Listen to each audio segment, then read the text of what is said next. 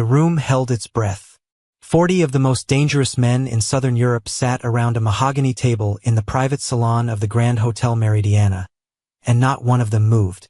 Camilla Ruggieri stood at the far end of the room, her chestnut hair falling in soft waves against the collar of her ivory dress, and she had just done something no living person had ever done before.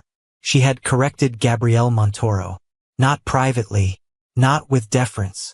She had looked directly into those cold, unblinking eyes, and she had told him he was wrong.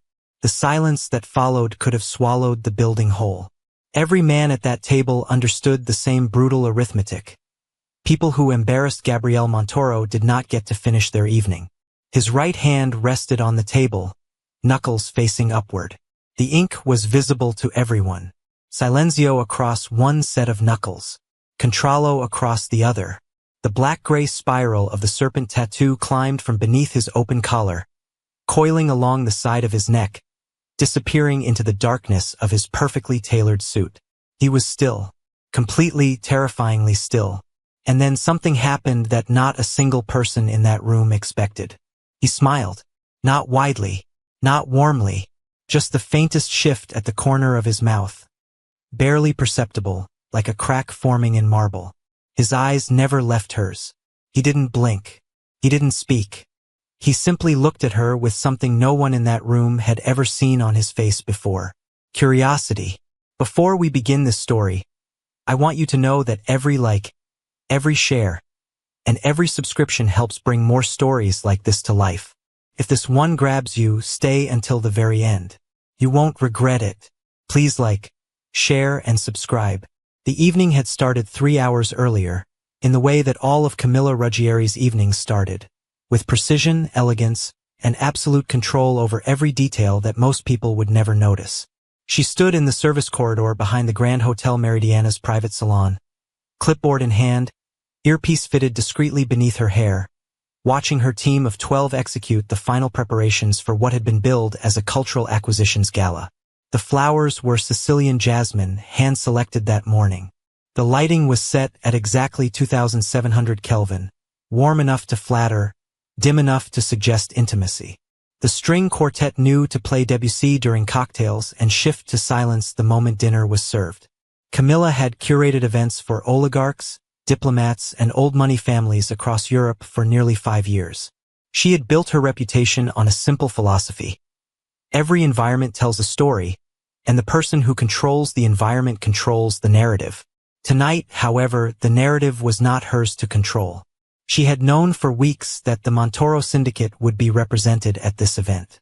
The gala was hosted by the Ferrante family, legitimate on paper, deeply entangled in Naples' shadow economy in practice. But the invitation list had expanded beyond expectation. What should have been 40 guests had become 60. What should have been a civilized evening of art and wine had become something else entirely, a meeting ground. And at the center of that ground stood a man she had only heard about in whispers. Gabriele Montoro. She had done her research as she always did. Age 33. Head of the Montoro syndicate since the age of 26, when his father had died under circumstances that no one dared investigate. Known in certain circles as Il Serpente, the serpent. Not because he struck quickly, but because he never needed to. He watched. He waited. He positioned himself so perfectly that, by the time his enemies realized they were caught, the coils had already tightened. She had seen photographs. Dark hair, styled back with the kind of discipline that suggested a man who controlled every element of his appearance. Lean build, not the bulk of a man who relied on physical intimidation, but the defined, coiled strength of someone who understood that real power was quiet. Light olive skin. Eyes that every source described the same way, cold. And then there were the tattoos. Every profile, every whispered account mentioned them. The serpent, black and gray, spiraling from the side of his neck, across his shoulder, disappearing into his chest. And the knuckles. Silenzio on one hand, Controllo on the other. Silence and control. The twin pillars of his philosophy, inked permanently into his skin, visible every time he reached for a glass, adjusted a cuff, or rested his hands on a table. Camilla had processed all of this information the way she processed everything, clinically, efficiently, without emotional attachment. He was a variable in her event.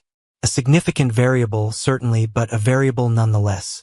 She would ensure the evening ran smoothly, that no protocols were breached, that the Ferrante family was satisfied with her work, and that she never had to think about Gabrielle Montoro again. That was the plan. Plans, as she would soon learn, meant very little to a man who had spent his entire life dismantling them. The first hour of the gala proceeded exactly as designed. Guests arrived in waves, the legitimate contacts first, then the intermediaries, then the principals. Camilla moved through the margins of the event like a ghost, adjusting a centerpiece here, redirecting a server there, ensuring that the ecosystem of the evening functioned with invisible precision. She noticed him the moment he entered, though she would never have admitted it. He came through the main entrance with two men flanking him. One she would later learn was Marco Ferretti, his right-hand man, and the other a security detail who positioned himself by the door and did not move for the rest of the night. Gabriel himself moved through the room the way water moves through a channel, without effort, without resistance, as though the space had been designed specifically to accommodate him. He wore a dark suit, nearly black, tailored so precisely that it seemed less like clothing and more like architecture. The collar was open, one button undone, and the serpent tattoo was immediately visible, the dark ink climbing the side of his neck, the coils catching the warm light of the room. His hands were at his sides, relaxed, and even from across the salon, Camilla could see the letters. Silenzio, Controllo. He spoke to no one as he entered. He simply moved to the far end of the room, accepted a glass of wine from a server without looking at her, and positioned himself where he could see every door, every face, every movement.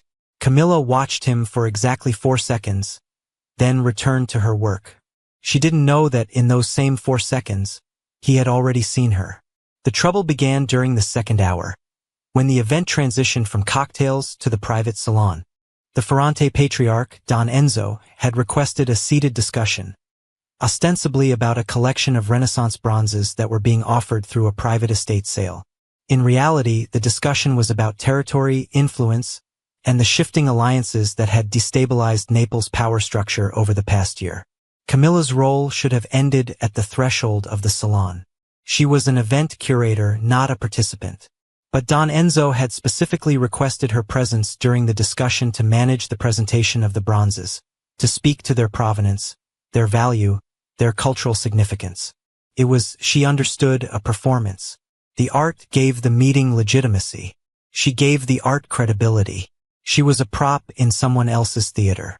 She accepted the role because it was professional, because the Ferrante family paid extraordinarily well, and because she had learned long ago that in the world she operated in, proximity to power was inevitable. The only choice was whether you stood in its shadow or its light. She chose the light, always. The salon was arranged with the mahogany table at its center, 40 seats filled with men whose combined influence could reshape the political landscape of 3 countries. Camilla stood near the presentation easel, her notes prepared, her posture perfect, her expression composed. Gabrielle Montoro sat at the head of the table's left wing. Not at the center, that was Don Enzo's position, but at the place of greatest strategic advantage, where he could observe both the speaker and the reactions of everyone else in the room. His jacket was buttoned once. His hands rested on the table. The ink on his knuckles was stark against the mahogany. Marco Ferretti, his right-hand man, sat to his immediate left. Marco was a different kind of presence, stocky, watchful, with the energy of a man who was constantly calculating exit strategies. He had a soldier's posture and an accountant's eyes. He glanced at Camilla once when she began speaking, and something in his expression shifted. Not attraction, but assessment. He was cataloging her, filing her away. Camilla began her presentation. She spoke about the bronzes with the practiced ease of someone who genuinely understood what she was talking about. She traced the lineage of each piece. A small Mercury attributed to Giambologna's workshop, a pair of candlestick bases from the Palazzo Vecchio, a fragmentary relief that bore the hallmarks of Cellini's technique. Her voice was clear, measured, unhurried. She was, in that moment, the only person in the room who was not performing. And that was what caught his attention. Gabriel watched her the way he watched everything, without visible reaction, without movement, his eyes tracking her gestures, her pauses, the way she held the room without demanding it. He had spent his entire adult life surrounded by people who were trying to be something, trying to project strength, trying to project loyalty, trying to project relevance. This woman was doing none of those things. She was simply present, simply competent, simply herself. It unsettled him in a way he did not immediately understand. The disruption came from the opposite end of the table. Vittorio Sana, a Sardinian boss with more ambition than judgment, had been growing visibly impatient throughout the presentation. He was a large man, loud in the way that insecure men often are, and he had been drinking since before the cocktail hour. He interrupted Camilla mid-sentence, waving a thick hand dismissively. "Enough about the bronzes," he said, his voice carrying the wet heaviness of too much wine. "We all know why we're here. Don Enzo, let's discuss the port allocations. This cultural theater is wasting everyone's time." A ripple of discomfort moved through the room. Don Enzo's expression tightened. Camilla paused, her hand still raised toward the mercury bronze, and simply waited. She did not flinch. She did not react. She waited with the patience of someone who understood that silence was its own kind of authority. It was Gabriel who spoke next, and when he did, the room went absolutely still. "Signor Sana." His voice was soft. Not quiet, soft. There was a difference. Quiet was the absence of volume. Soft was the presence of control. People leaned in to hear him, and in leaning in, they submitted. "Don Enzo has arranged this evening with particular care. The signorina is speaking. You will let her finish." It was not a request. It was not a suggestion. It was a statement of fact, delivered with the same calm certainty with which one might observe that the sky was blue or that water was wet. Sana's face reddened, but he said nothing. No one at that table was foolish enough to challenge Gabriel Montoro over a point of etiquette, because etiquette in his world was never just etiquette. It was hierarchy. It was respect. And disrespect, no matter how small, was a debt that he always collected. Camilla registered the intervention without acknowledgement. She resumed her presentation, her voice unchanged, her composure untouched. But something had shifted in the room's geometry. Before, she had been a prop, a professional brought in to decorate a meeting with legitimacy. Now she was something else. She was someone Gabriel Montoro had publicly protected. And that, in this room, meant everything. She finished the presentation 12 minutes later, answered 3 questions about provenance and authentication with a precision that impressed even the men who had no interest in art, and stepped back from the easel. Don Enzo thanked her with a nod. The discussion shifted to the real business of the evening: territory, logistics, the careful redistribution of influence that kept the peace among families who would happily destroy each other given sufficient provocation. Camilla should have left. Her work was done. She gathered her notes, aligned the presentation materials with the habitual neatness that defined every aspect of her professional life, and turned toward the door. But Sana was not finished. He had been stewing since Gabriel's quiet rebuke, the humiliation fermenting in his gut alongside the wine. As Camilla moved past his section of the table, he spoke again, not to her directly, but loud enough for the room to hear. "At least the view was pleasant," he said, his eyes tracking her body with undisguised entitlement. Don Enzo always did know how to decorate a room. The silence that followed was different from before. This was not the silence of anticipation. This was the silence of a room full of men who understood that a line had been crossed and were now calculating the consequences. Camilla stopped walking. She turned, slowly, and looked directly at Vittorio Sana. Her expression was not angry. It was not offended. It was the expression of a woman who had long ago decided that men like Sana were not worth the energy of genuine emotion. "The mercury bronze," she said, her voice perfectly level, "is valued at approximately 800,000 euros. The Cellini fragment conservatively at twice that.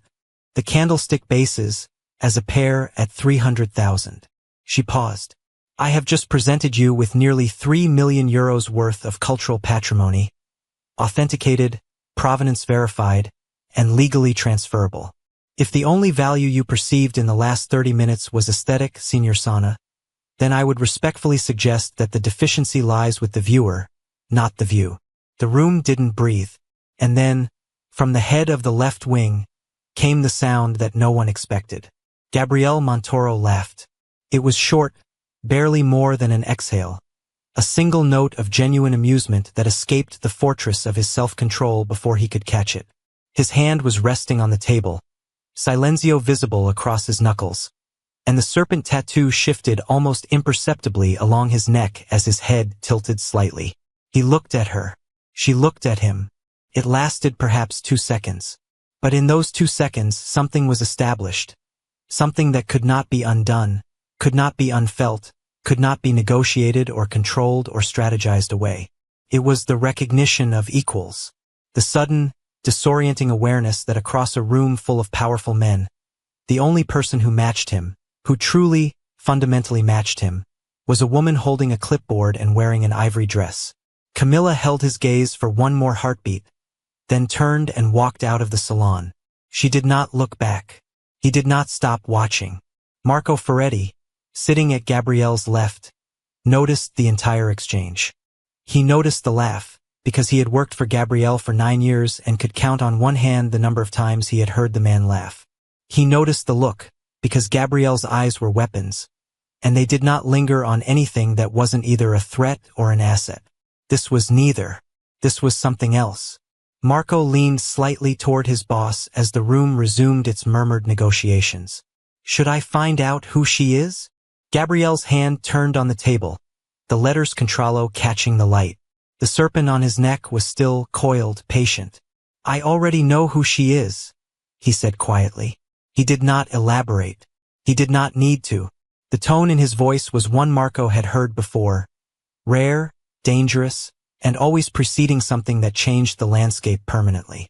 Later that night, Camilla stood alone on the terrace of her rented apartment overlooking the Bay of Naples. The city sparkled beneath her. A constellation of lights scattered across the dark hills, reflected in the black water. She had changed out of the ivory dress into something simple, a linen shirt and loose trousers, and her hair was down, the chestnut waves catching the salt breeze. She replayed the evening in her mind with her characteristic precision. The presentation had gone well. The Ferrante family would be satisfied. Sana's comment had been predictable. Men like him always reduced women to decoration when they felt intellectually outmatched. Her response had been measured, appropriate, and effective. What she could not categorize, what resisted her usual clinical analysis, was the other thing. His laugh. She had heard about Gabriel Montoro for years. Fragments of reputation that accumulated like sediment. Cold, calculating, dangerous, patient. A man who controlled everything and everyone around him with the precision of a chess master and the detachment of a surgeon. And yet, in that moment, when she had dismantled Sana's vulgarity with nothing but facts and composure, something had broken through his surface. She had made the most controlled man in the room lose control, for exactly 1 second, and in that second, she had seen something behind his eyes that contradicted everything she had heard about him. Not cruelty, not calculation, something rawer, something that looked almost like recognition. She pressed her palms against the terrace railing and breathed the salt air and told herself it didn't matter. 3 days later, her phone rang. The caller identified himself as a representative of a private collector who wished to engage her services for an appraisal of a significant personal collection. The terms were generous, extraordinarily generous. The location was a private estate outside Ravello, along the Amalfi coast. Transportation would be provided. The engagement would last 1 day. Camilla asked for the collector's name. There was a pause on the line. Signor Montoro prefers to discuss the details in person, the voice said. Camilla stood in her office, the phone pressed to her ear, and stared at the wall where a small reproduction of Caravaggio's Judith beheading Holofernes hung. A gift from her father years ago, before everything had fallen apart. Judith's expression in the painting had always fascinated her. Not horror, not triumph, just focus. The calm, steady focus of a woman doing what needed to be done. Tell Signor Montoro, Camilla said, that I require a written inventory of the collection in advance, a formal engagement letter specifying scope and compensation, and the guarantee that the appraisal will be conducted in a professionally appropriate setting. Another pause. Senor Montoro anticipated you would say that. He asked me to tell you that the documents are already prepared and will be delivered to your office by courier within the hour. Camilla ended the call and stood motionless for a long time. He had anticipated her. He had known exactly what she would ask for and had prepared it in advance. He had studied her. Not casually, not superficially. He had studied her the way she studied provenance, tracing the lines backward until the full picture emerged. It should have unnerved her. What unnerved her more was that it didn't. The estate outside Ravello sat on a cliff above the sea, white stone and ancient tile, surrounded by lemon groves and silence. Camilla arrived at 10 in the morning in a car that had been sent for her, a black sedan with tinted windows and a driver who spoke exactly 0 words during the 90-minute journey from Naples. The grounds were immaculate. The gardens were maintained with the kind of precision that required either obsession or an army of groundskeepers, and possibly both. A housekeeper met her at the entrance. A small, sharp-eyed woman in her 60s who introduced herself as Signora Valente and led Camilla through a series of rooms that grew progressively more beautiful and progressively more guarded. The collection was housed in a private gallery on the estate's 2nd floor.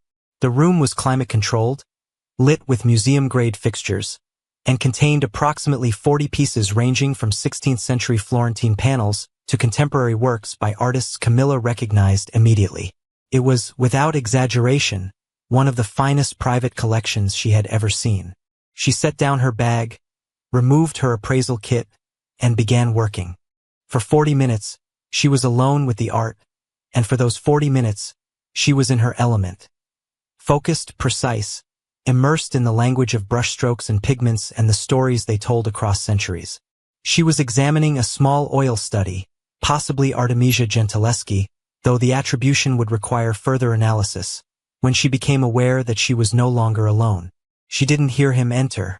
She didn't hear footsteps or a door opening or any of the ordinary sounds that announce a human presence. She simply felt the room change, felt the air shift, felt the quality of the silence alter from empty to occupied. She turned, and Gabriel Montoro was standing in the doorway. He wore a dark shirt, open at the collar, sleeves rolled to the forearms.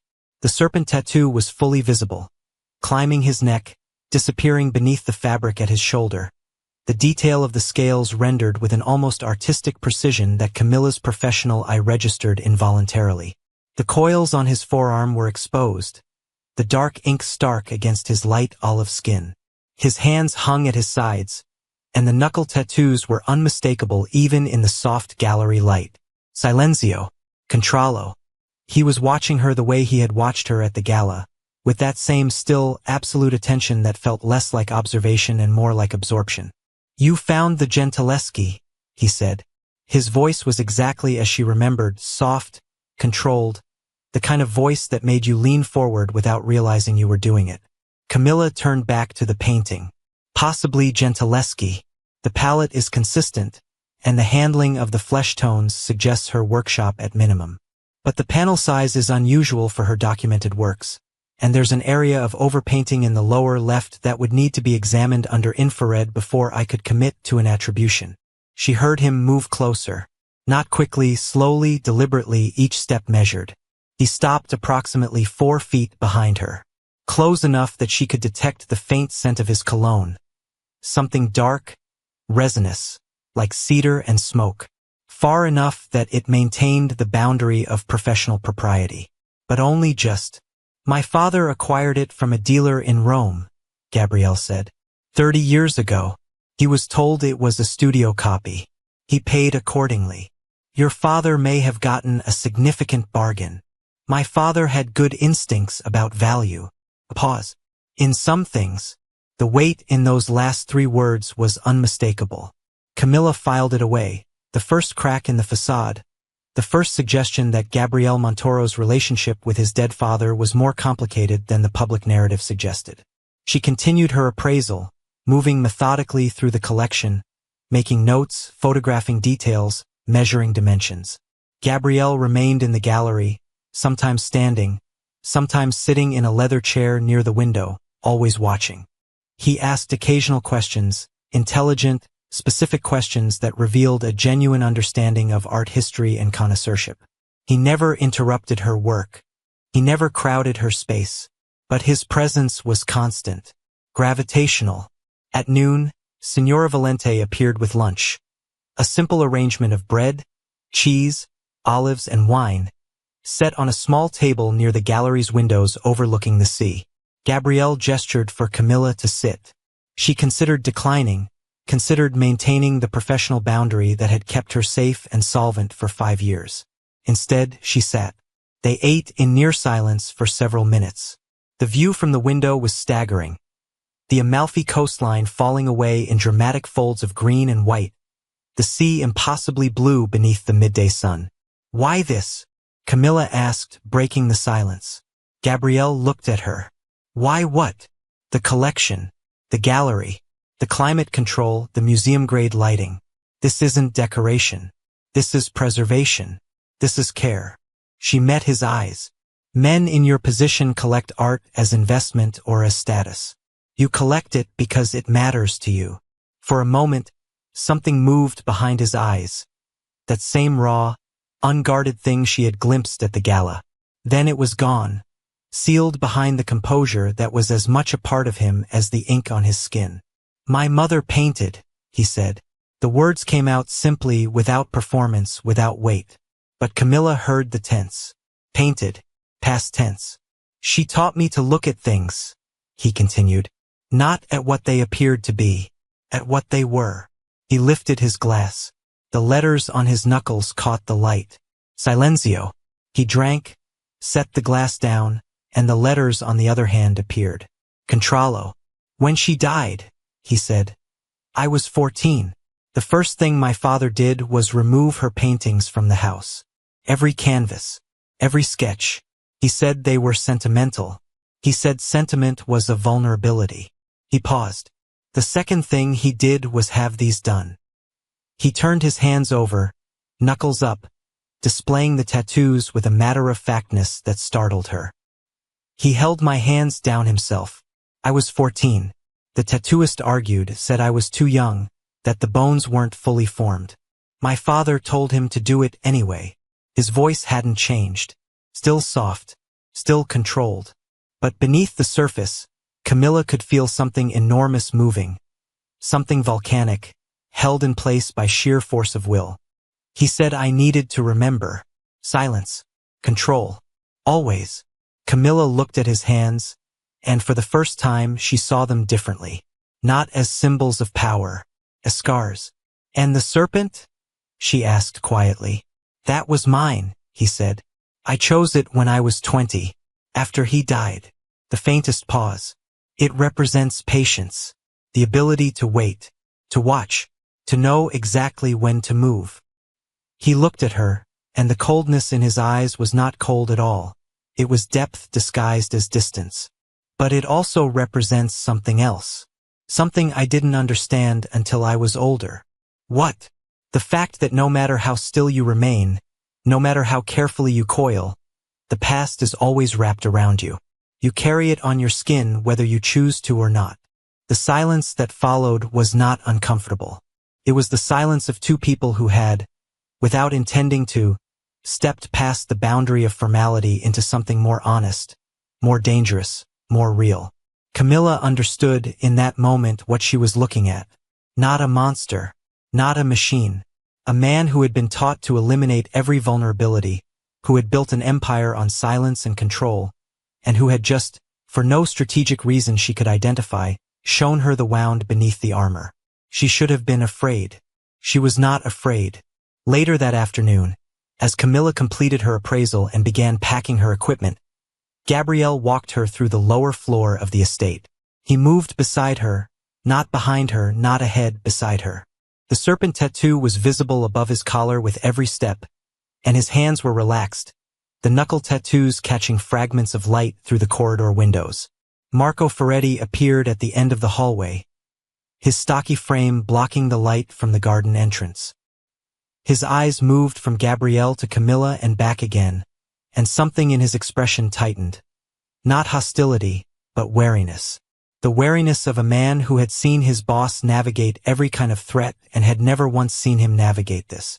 "The car is ready," Marco said. Gabrielle nodded, then turned to Camilla. They stood in the corridor, the afternoon light painting long shadows across the tile floor. He was close enough that she could see the individual scales of the serpent tattoo where it curved along his neck, the precision of the line work, the subtle shading that gave the snake dimension and movement even on still skin. "Your preliminary assessment," he said. "When can I expect it?" "Within the week." "And the Gentileschi?" "I'll need to arrange infrared analysis. That requires equipment I don't have here. If you're willing to have it transported to a lab in Rome." "I'm willing," he said, and the speed of his agreement told her that the Gentileschi was not really what he was asking about.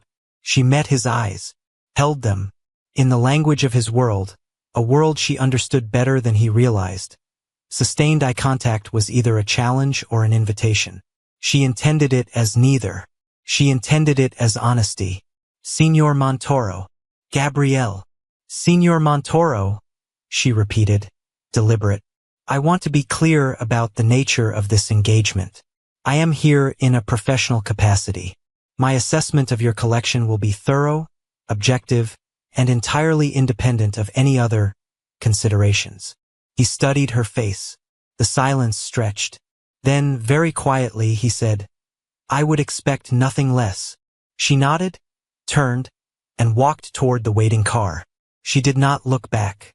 But as the sedan pulled away from the estate, she glanced in the side mirror and saw him standing in the entrance, hands at his sides, the serpent visible on his neck, watching the car until it disappeared around the curve of the hillside road. Signora Valente appeared beside Marco as they watched the car leave. Marco exhaled slowly. "She's going to be a problem." Gabrielle said nothing. "Boss," Marco pressed, "I've seen you negotiate with arms dealers, politicians, and men who would kill you in your sleep. I have never seen you tell anyone about your mother." Still nothing. "Who is she?" Gabrielle turned from the entrance. The light caught the serpent tattoo as he moved, the coils seeming to shift with the motion of his body. His hands were in his pockets, the knuckle tattoos hidden. When he finally spoke, his voice was softer than Marco had ever heard it. "She's the daughter of Enzo Ruggieri." Marco's face changed. "Ruggieri? As in?" "Yes. As in the Ruggieri who?" "Yes." Marco stared at him. "Does she know?" Gabrielle walked past him into the house. "She knows her father was betrayed. She knows her family was destroyed. She knows the life she was supposed to live was taken from her before she was old enough to understand why." "Does she know who did it?" Gabrielle paused at the threshold, his hand on the doorframe, the letter Silenzio visible against the dark wood. "Not yet," he said. He went inside. Days passed. Camilla threw herself into the appraisal with the same meticulous discipline she applied to everything. She worked from her office in Naples, a small, beautiful space on the third floor of a building near the Via dei Tribunali, surrounded by reference books, authentication files, and the quiet hum of a dehumidifier that kept the air at optimal conditions for the documents she stored. She told herself the work was purely professional. She told herself that the conversation in the gallery, his mother, his father, the tattoos, was an anomaly, a momentary lapse in a man whose entire existence was built on never lapsing. She told herself she was not thinking about the way his voice sounded when he said the word patience, or the way the serpent on his neck moved when he turned his head, or the way he had looked at her in the corridor as if she were a painting he was trying to authenticate. She told herself all of these things with the discipline that had defined her life since she was 17 years old and had come home from school to find her father sitting alone in an empty house, surrounded by the debris of a life that had been systematically dismantled overnight. Enzo Ruggieri had been a man of moderate importance in Naples' complicated ecosystem, not powerful enough to be feared, not insignificant enough to be ignored.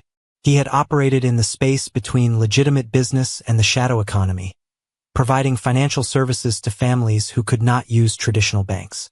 He had been careful. He had been discreet. And then, one day, he had been destroyed. Camilla had never learned the full story. Her father would not speak of it. Not then, not in the years that followed, as he rebuilt a fraction of his former life in a small apartment in Posillipo, working as a bookkeeper for a shipping company, his dignity intact but his spirit visibly broken. She knew only the outlines. A betrayal, a power shift, a decision made by someone above him that had resulted in the erasure of everything her family had built. She had responded to this catastrophe the way she responded to everything, by building something of her own. Something that no one could take from her. Her expertise, her reputation, her professional identity. These were hers, earned through years of study and work, independent of family connections or inherited power. She had made herself indispensable in a world that viewed women as accessories, and she had done it without compromise. Until now.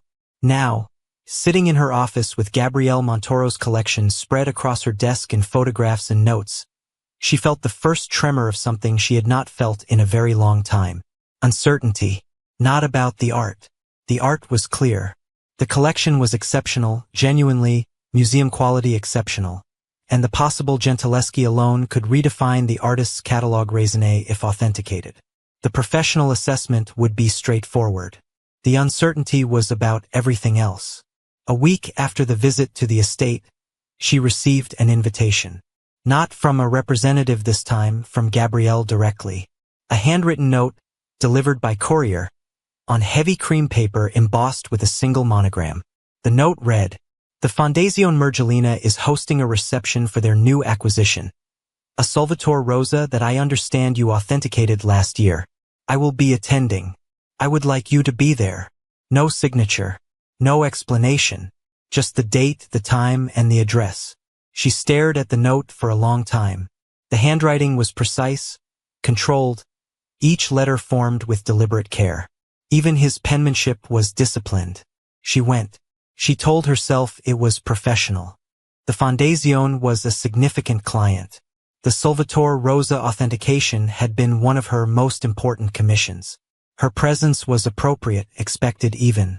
She wore a dress the color of deep wine.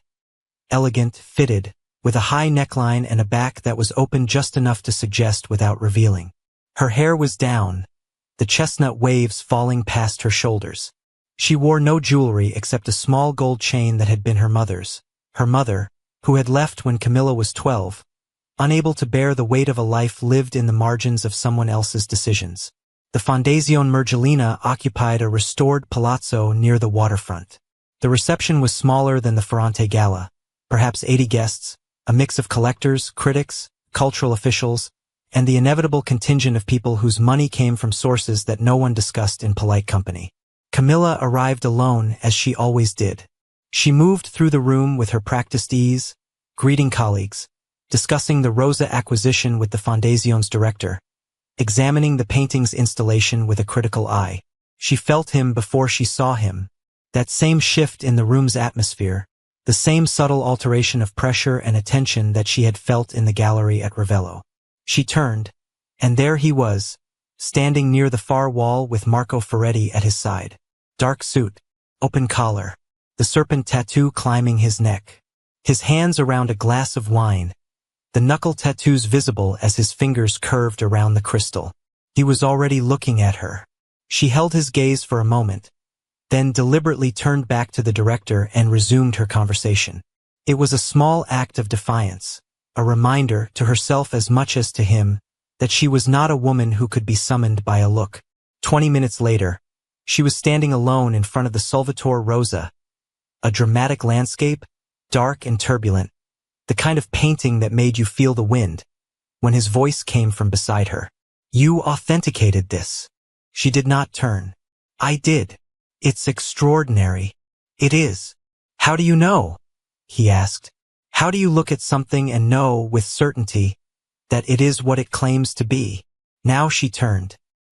He was standing closer than he had been at Ravello, perhaps 2 feet away, angled toward the painting but facing her. The serpent tattoo was fully visible, the coils catching the gallery's overhead light. His forearms were exposed where his sleeves were slightly pushed back, and the continuation of the tattoo's design was visible, the serpent's body extending down from the shoulder, the scales rendered in meticulous detail. "Consistency," she said.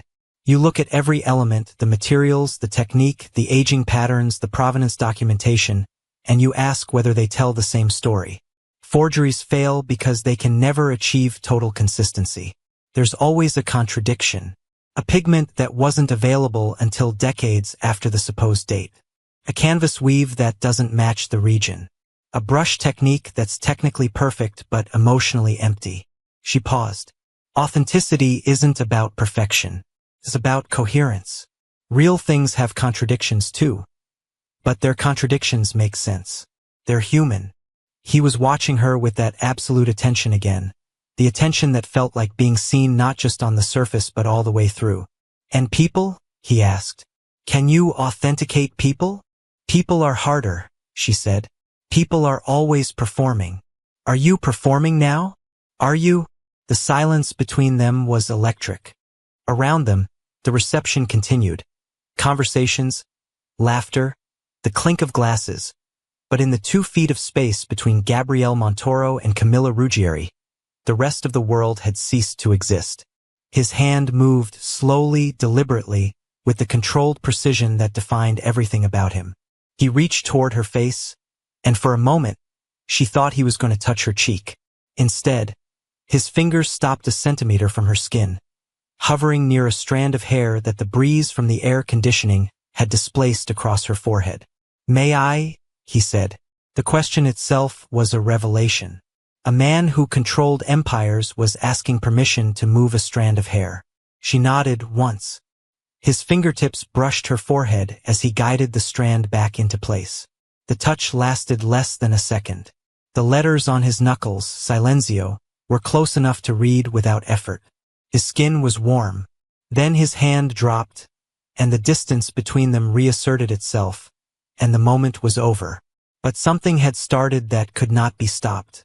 Across the room, Marco Ferretti watched the exchange with the expression of a man watching a lit match fall toward gasoline. He shifted his weight, adjusted his jacket, and made a mental note to run a comprehensive background check on Camilla Ruggieri that went far deeper than anything his boss had shared. Because Marco knew something that Gabriele had not yet acknowledged to himself. The last person who had gotten this close to Gabriele Montoro, close enough to breach the walls, close enough to see behind the mask, had been his mother. And his mother had been destroyed by the very world that Gabriele now ruled. If Camilla stayed in his orbit, she would become a target. And targets, in their world, had a very specific trajectory. The weeks that followed established a pattern that Camilla recognized but could not bring herself to break. Gabriele did not pursue her in any conventional sense. There were no flowers, no extravagant gifts, no displays of wealth designed to impress. Instead, he appeared at events she was curating, at galleries she was visiting, at restaurants where she was dining alone with a book. He never imposed. He never intruded. He simply occupied the same spaces she occupied, and in those spaces the gravity between them did its quiet, inevitable work. They talked about art, about history, about the psychology of beauty and the economics of culture. They argued about Caravaggio. She believed his violence was autobiographical. He believed it was strategic. They agreed about Artemisia Gentileschi. Her Judith was the greatest single painting of the 17th century. They disagreed about contemporary art. She found value in abstraction. He considered it evasion. Each conversation peeled another layer from the surface. She learned that he read voraciously, philosophy, history, poetry, that he spoke 4 languages fluently and could read 2 more, that he had been educated at a private school in Switzerland that had expelled him at 16 for reasons he would not discuss, and that he had completed his education through tutors hired by his father, tutors who taught him economics, strategy, and the art of reading people. He learned that she had studied art history at the University of Bologna, that she had spent a year in Florence working in a conservation laboratory, that she could identify a painting's geographic origin by the composition of its ground layer. He learned that she lived alone, that she cooked elaborate meals for herself on weekends, that she listened to opera while she worked in jazz when she couldn't sleep. He learned that she visited her father every Sunday. And he learned, though she did not tell him directly, that the subject of her family's downfall was the one door she kept locked. It was on a Wednesday evening, 5 weeks after the Fondazione reception, that the pattern fractured. Camilla was curating a private showing at a gallery in the Chiaia district, a small exhibition of Neapolitan landscape paintings from the 18th century. The client was a Swiss collector named Hauser, a man in his 50s who had been one of her earliest professional contacts and who had always treated her with respect bordering on fatherly warmth. Gabrielle had not been expected. The event was small, intimate, far below the radar of the world he inhabited. But at 8 in the evening, as Camilla was walking Hauser through the exhibition's final room, Marco Ferretti appeared at the gallery entrance, scanned the room with professional efficiency, and stepped aside. Gabrielle entered. He wore a dark coat over his suit, the collar turned up against the October chill. The serpent tattoo on his neck was partially hidden by the coat's collar, but as he unbuttoned and handed the coat to Marco, it emerged in full, the dark coils climbing, the scales catching the gallery's warm light. His forearms were covered by his suit sleeves tonight, but as he adjusted his cuffs, a habitual gesture she had learned to recognize, the edge of the tattoo's extension was briefly visible at his wrist. His knuckles, as always, were bare and readable. Silenzio. Controllo. Hauser noticed the newcomer and went very still. Camilla saw it, saw the recognition in his eyes, saw the color drain slightly from his face, saw the precise moment when the Swiss collector realized that the man who had just walked into his private showing was someone for whom galleries and art exhibitions were not a natural habitat. Herr Hauser, Camilla said, her voice steady, bridging the gap before it could widen. This is Signor Montoro. He's a private collector. I'm currently conducting an appraisal of his collection. Gabrielle extended his hand. The letters Controllo were visible as Hauser shook it. A pleasure, Gabrielle said, his voice carrying that characteristic softness. The landscapes are excellent. The Lucieri in particular. Hauser blinked. You know Lucieri? I know the value of things that are often overlooked. His eyes moved to Camilla as he said it, and the double meaning was so precise, so deliberate, that she felt it like a physical touch. The showing continued. Gabrielle moved through the exhibition with genuine interest, asking Camilla informed questions, engaging Hauser in discussion about the Neapolitan school with a depth of knowledge that visibly surprised the Swiss collector. By the end of the evening, Hauser had softened considerably, and Camilla had watched, with reluctant admiration, as Gabrielle dismantled the man's fear and replaced it with something approaching warmth. It was a performance, she told herself.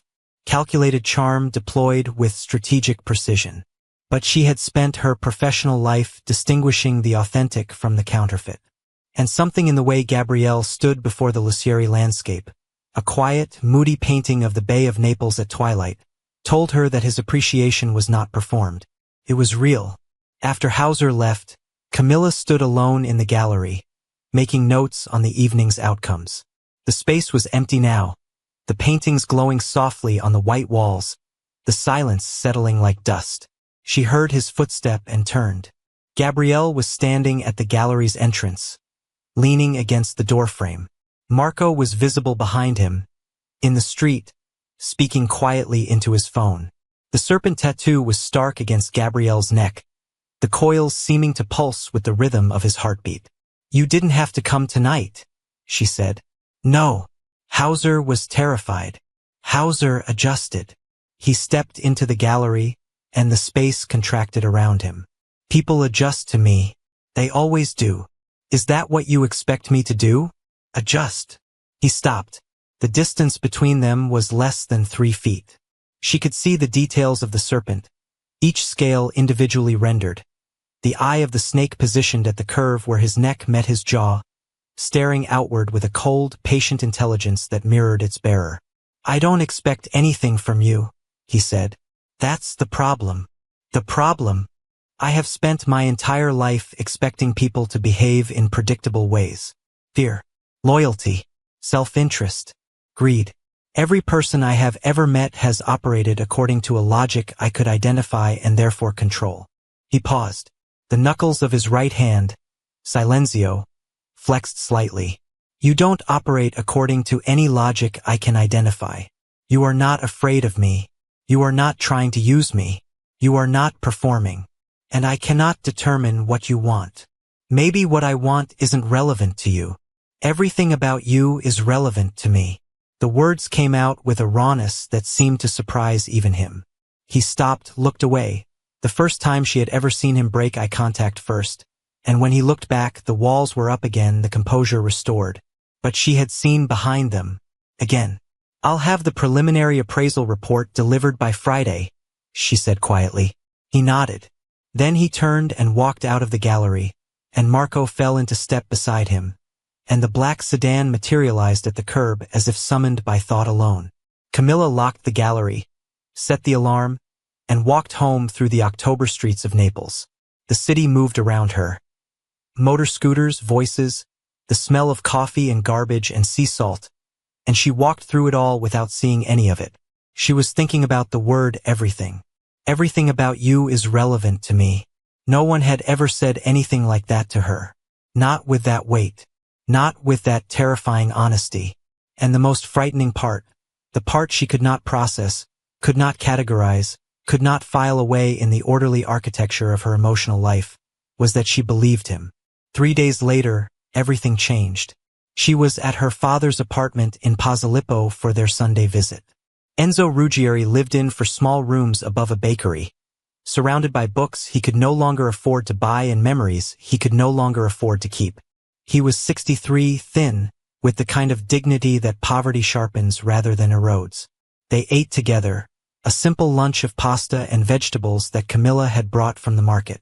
They talked about her work, about his garden boxes on the tiny balcony, about the weather. They did not talk about the past. They never talked about the past.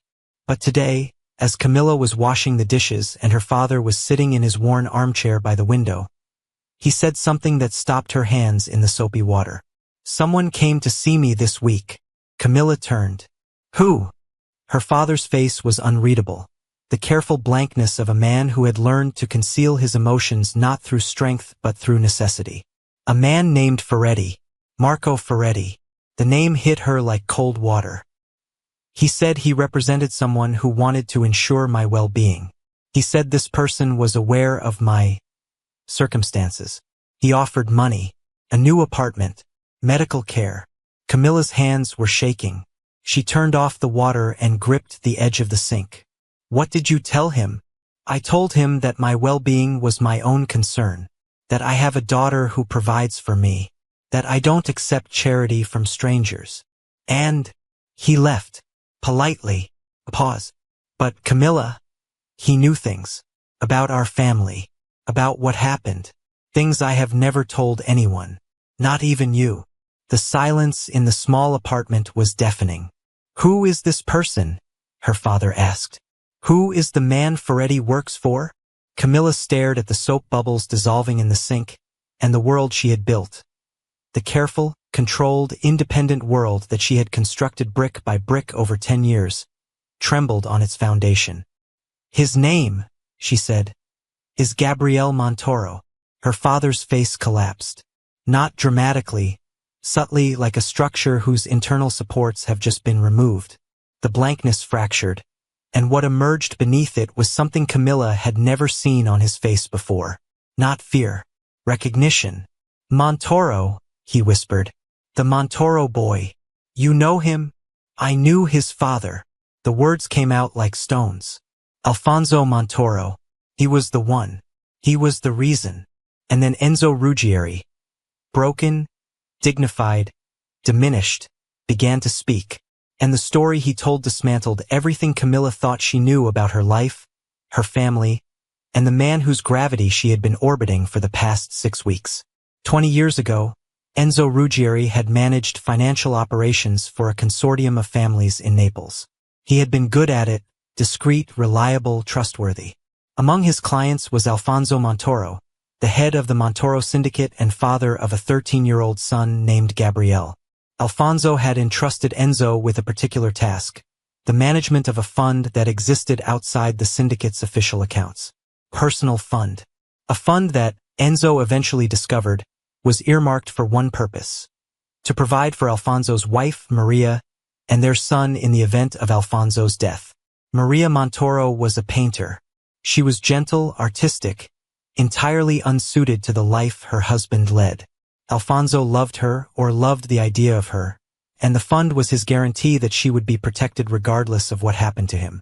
But Alfonso was also a man of limitless paranoia, and when a rival family began spreading rumors that his financial manager was skimming from the fund, Alfonso did not investigate.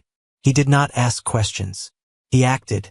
In a single week, Enzo Ruggieri's accounts were seized, his business relationships severed, his reputation destroyed. The evidence of skimming was fabricated, expertly, comprehensively fabricated, and by the time Enzo understood what was happening, it was too late. He was ruined. But that was not the worst of it. The worst of it was Maria. In the chaos of her husband's purge of his financial manager, Maria Montoro had tried to intervene.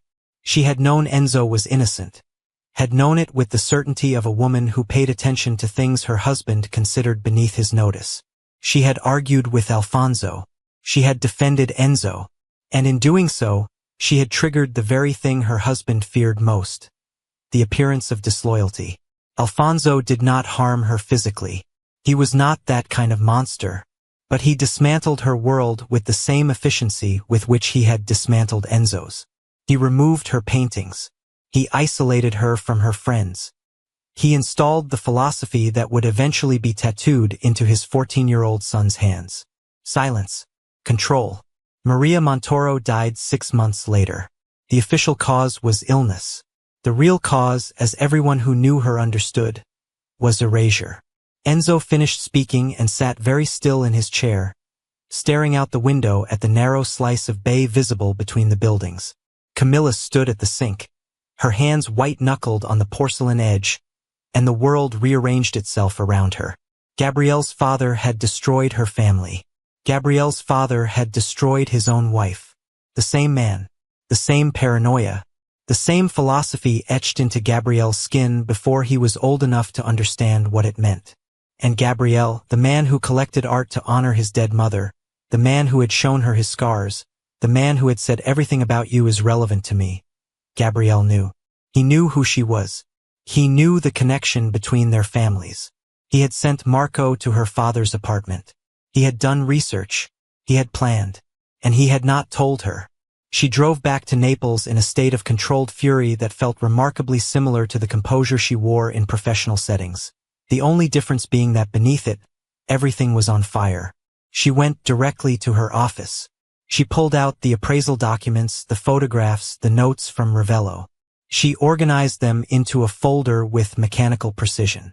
Then she picked up her phone and called the number on the engagement letter. Marco answered on the second ring. "I need to see him," she said. "Tonight." A pause. She could hear Marco calculating, assessing, running scenarios. "He's at the estate in Ravello." "Then I'll come to Ravello." Another pause. "I'll send a car." "Don't. I'll drive myself." She hung up before he could respond. The drive to Ravello took 90 minutes. She drove fast, the coastal road unreeling in the headlights like a ribbon of rage, the sea invisible but audible below the cliffs. A constant, rhythmic roaring that matched the sound inside her chest. She arrived at the estate at 10 in the evening. The gates opened as her car approached. He was expecting her. Of course he was expecting her. He anticipated everything. He controlled everything. He arranged the world according to his design and moved through it with the patient, coiling certainty of the serpent on his skin. Not tonight. She parked, walked to the entrance, and was met by Signora Valente, who took one look at her face and stepped aside without a word. She found him in the gallery. He was sitting in the leather chair by the window, a glass of wine on the table beside him, a book open in his lap. The gallery was lit softly, the museum-grade fixtures casting warm light on the paintings that lined the walls. The possible gentileschi glowed in its corner. The serpent tattoo was visible on his neck above the collar of his dark shirt. His forearms were bare, sleeves rolled to the elbows, and the continuation of the tattoo was fully exposed, the dark coils stark against his skin. His knuckles rested on the arm of the chair. Silenzio. Controllo.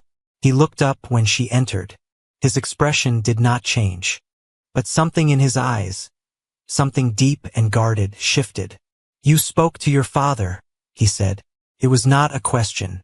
"You sent Marco to his apartment." "Yes." You knew. From the beginning, from the gala, from the moment I walked into that room, you knew who I was. You knew what your father did to my family. You knew everything. He closed the book, set it aside. His movements were slow, deliberate, controlled. The knuckle tattoos caught the light as his hands settled on his thighs. Yes, he said again. Why? The word came out sharp, fractured, loaded with a fury she was barely containing. Why pursue me? Why the collection, the appraisal, the gallery, the conversations? Was it guilt? Strategy? Some elaborate form of... No. He stood. The motion was fluid, unhurried, but it changed the room's geometry entirely. Standing, he was 6'2", and the gallery suddenly felt smaller. The serpent tattoo moved with him, the coils shifting as the muscles of his neck adjusted, the snake's eye catching the light as he turned to face her fully. Then why? He looked at her. The coldness in his eyes was gone. What remained was something she had only glimpsed before, in fragments, in flashes, in the spaces between his carefully controlled words. It was vast and raw and terrifying, and it was directed entirely at her. Because when I walked into that room at the Ferrante Gala, and you stood there holding your clipboard and your expertise and your complete refusal to be intimidated by a room full of men who could end your career with a phone call.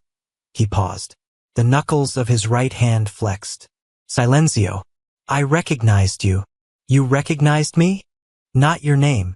Not your history. You. He took a step toward her. One step. The distance between them contracted. I have spent my entire life surrounded by people who perform, who calculate, who measure every word and every gesture against what they might gain or lose. My father built a world based on silence and control, and I inherited it, and I have lived inside it for 19 years. And in all that time, all of it, I have never met a single person who was simply, completely, unapologetically real. His voice had dropped to barely above a whisper. Until you. Camilla felt the tears before she could stop them. Not tears of sadness, tears of fury, of confusion, of the unbearable collision between what she felt and what she knew. Your father destroyed my family, she said, and her voice broke on the last word. He fabricated evidence. He ruined my father. He killed your mother, maybe not with his hands, but he killed her all the same. And you carry his philosophy on your knuckles. Silence. Control. His words. His brand. Gabrielle flinched. It was barely visible.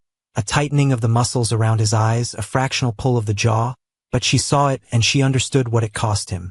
Yes, he said, and his voice was raw in a way she had never heard before.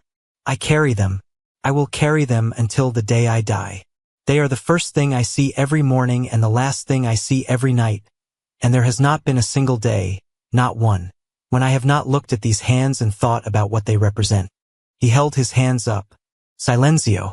Contrallo. The ink was dark against his skin, the letters stark, permanent, inescapable. I was 14 years old. He held me down. He said I needed to remember, and I have remembered, every single day. But what I remember is not what he intended. His hands were shaking, minutely, almost imperceptibly, but shaking. I remember my mother crying in the next room. I remember the sound of the tattoo needle and the sound of her grief and understanding, even at 14, that they were connected. That his control, his silence, was not strength. It was violence. Invisible, systematic, total violence. He lowered his hands. I have spent my adult life trying to be something different from what he made me, and I have failed. Because no matter what I do, no matter how I try to change the machinery he built, I am still the head of the Montoro Syndicate. I still wear his marks. People still fear me. And when I look in the mirror, I see his face looking back. The gallery was silent. The paintings watched from their walls. Centuries of human expression frozen in pigment and oil, bearing witness to this moment as they had borne witness to so many others. And then I saw you, he said, standing in that room, holding your clipboard, refusing to be afraid. And for the first time in my life I thought, maybe there is something on the other side of all of this. Maybe there is a person who sees me. Not the name, not the tattoos, not the legend, but me. And maybe that person could. He stopped. The unfinished sentence hung in the air between them, more powerful than any completed thought could have been. Camilla stared at him. Her cheeks were wet. Her hands were clenched at her sides. Every instinct she had, every defense she had built, every wall she had erected, every rule she had established to keep herself safe and independent and untouchable, told her to walk away. She did not walk away. She stepped forward, closed the distance between them, and placed her hand flat against his chest. Beneath her palm, she could feel his heartbeat, fast, hard, completely at odds with the composure on his face. She could feel the serpent tattoo through the thin fabric of his shirt, the coils that extended from his neck across his shoulder and down into his torso. She could feel the heat of his skin. "I need time," she said. His hand came up slowly, achingly slowly, and covered hers. The knuckle tattoos pressed against the back of her fingers. Controllo. His grip was gentle. Gentler than she would have imagined possible from hands that had done the things his hands had done. "I'll wait," he said. She pulled her hand back, turned, walked out of the gallery, down the corridor, through the entrance, into the night air that smelled of lemons and salt. She drove home in silence, and the silence was louder than anything she had ever heard. What she did not see, what she could not have seen, was what happened after she left. Gabriel stood alone in the gallery for a long time. He did not move. He did not drink. He looked at his hands. Silenzio Controllo, and for the first time in his adult life, the man known as Il Serpente, the man who controlled an empire, the man who had never shown weakness to anyone. He pressed his knuckles against his forehead and closed his eyes, and something behind his face broke open like a dam, and the sound he made was not a word. It was the sound of a man who had just discovered that the walls he had spent his entire life building were not protecting him. They were entombing him.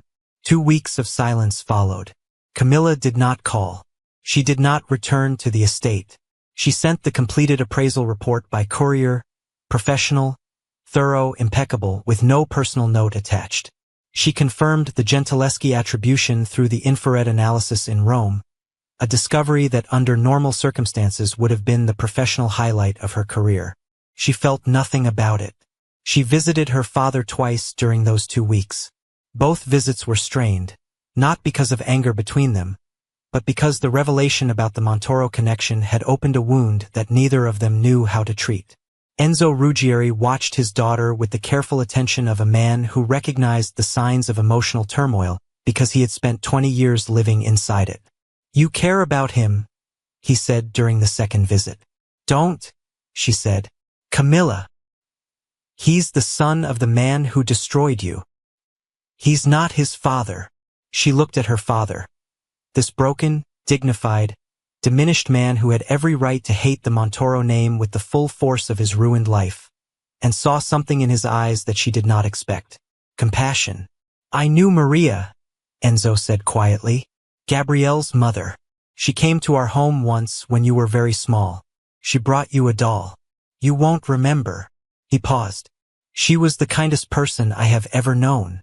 And Alfonso destroyed her because she defended me. Because she told the truth." His voice was thick. "If her son has found his way to you, if he is trying to be something different from what his father made him, then perhaps that is Maria's legacy. Perhaps some part of her survived." Camilla left her father's apartment and sat in her car for 30 minutes, gripping the steering wheel, staring at nothing. That night, she dreamed about the serpent tattoo. In the dream, it was moving, uncoiling from Gabrielle's skin, sliding across the space between them, wrapping gently around her wrist. Not tightening, not threatening, just holding. She woke at 3 in the morning with her hand pressed against her wrist, feeling for coils that weren't there. The silence broke on a Tuesday. It did not break gently. Camilla was at a client meeting in the Vomero district, reviewing acquisition options for a corporate collection, when her phone buzzed with a message from a number she didn't recognize. The message contained a photograph.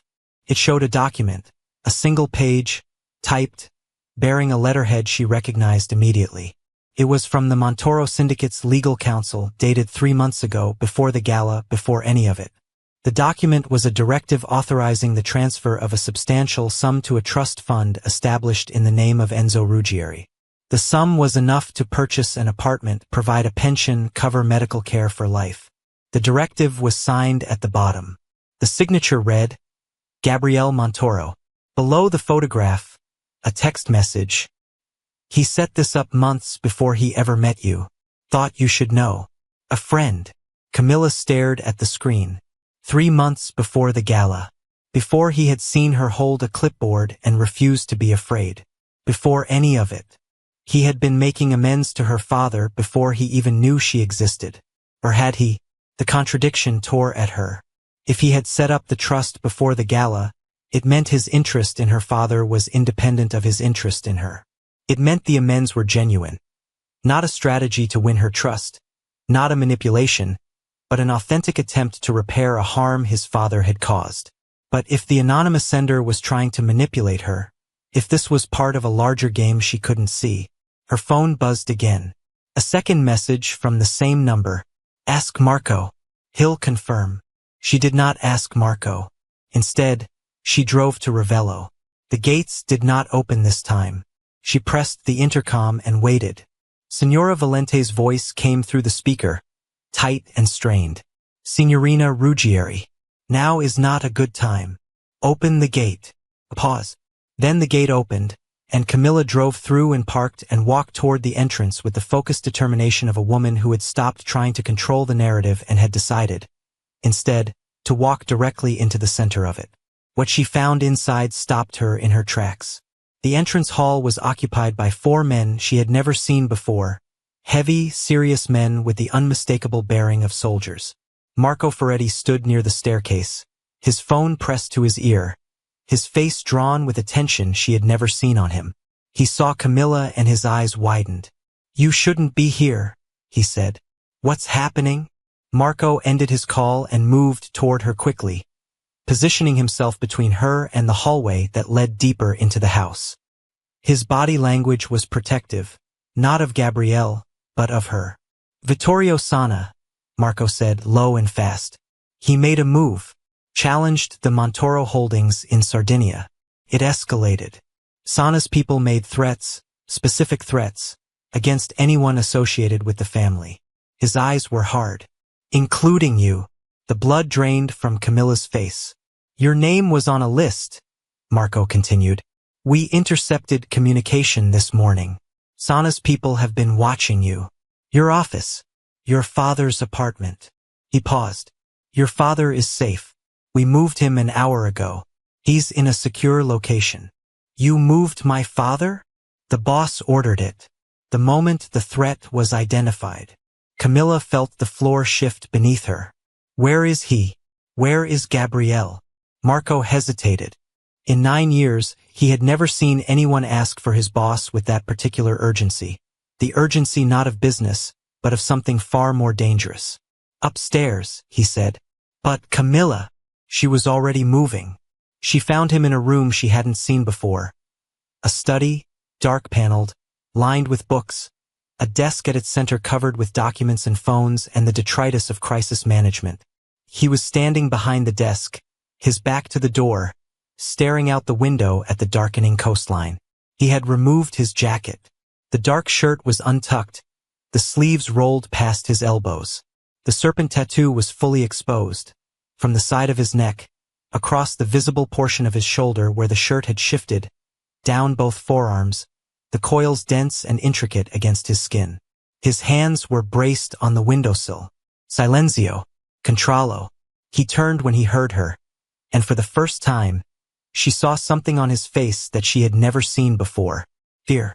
Not fear for himself. Fear for her. You shouldn't be here, he said, and his voice was hoarse, the softness stripped away, the control fraying at its edges. Camilla, you should not be here. Sana threatened me? Sana threatened everyone He stopped. The unfinished sentence again. The gap where the truth lived, too enormous and too terrifying to speak aloud. Everyone you what? He stared at her. The serpent on his neck seemed to pulse with his heartbeat. His hands were gripping the windowsill so tightly that the tendons stood out beneath the tattoo ink, the letters on his knuckles stretched taut. "Everyone I cannot afford to lose," he said, and the last wall between them crumbled like ash. The study was silent except for the distant sound of the sea and the muffled movement of Marco's people in the hallway below. The room felt sealed from the rest of the world. A glass jar capturing a moment that could not be repeated, could not be retrieved once it was over. Camilla stood just inside the doorway. Gabriel stood behind his desk, hands braced on the windowsill. The serpent tattoo coiled across his neck and forearms like a second skeleton. Visible, permanent, carrying every story his composed face refused to tell. The knuckle tattoos stretched taut against the wood. Silenzio, Contrallo, words his father had burned into him at 14. Words that had become, over 19 years, both his armor and his prison. "Everyone you cannot afford to lose," she repeated. Her voice was quieter than she intended. "Yes, I need you to say it properly." She stepped further into the room. "I need to hear you say it." He released the windowsill, turned to face her fully. In the low light of the study, with the coastline darkening behind him and the serpent's eye watching from the curve of his jaw, he looked like the man she had first imagined when she had read his profile, cold, dangerous, unreadable. But she knew better now. "You," he said. The single word landed in the room like a stone dropped into still water, sending ripples that reached every wall. "I cannot afford to lose you." She crossed the room, stopped when there were 2 feet of space between them, that same charged distance they had maintained for weeks, the geography of something too large to approach directly. "The trust fund," she said. "For my father. You set it up 3 months before we met." Something moved across his face. A flash of something between guilt and relief. "How do you know that?" "Someone sent me documentation. A photo of the directive. Signed by you." She watched his face. "Was it Marco?" "Marco wouldn't."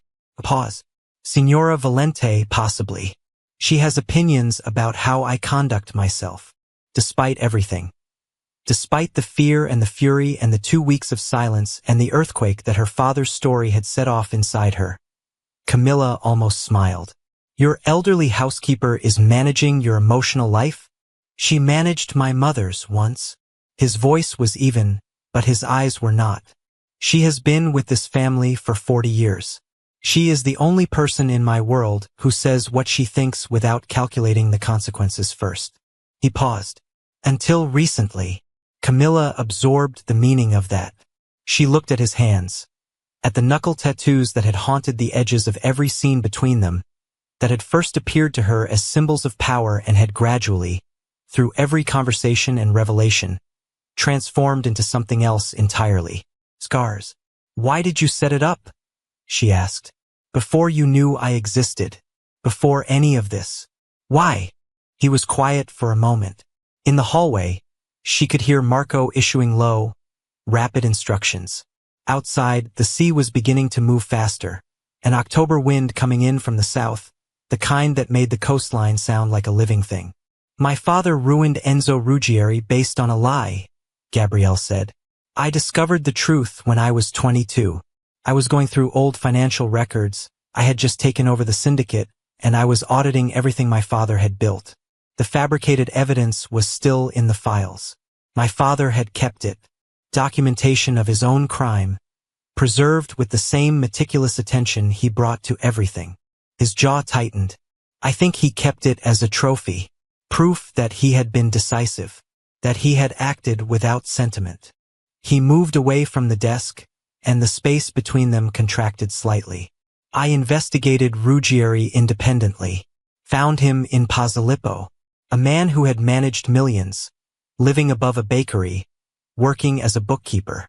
His voice was flat, controlled, the flatness of someone who had spent years learning to narrate unbearable things without breaking.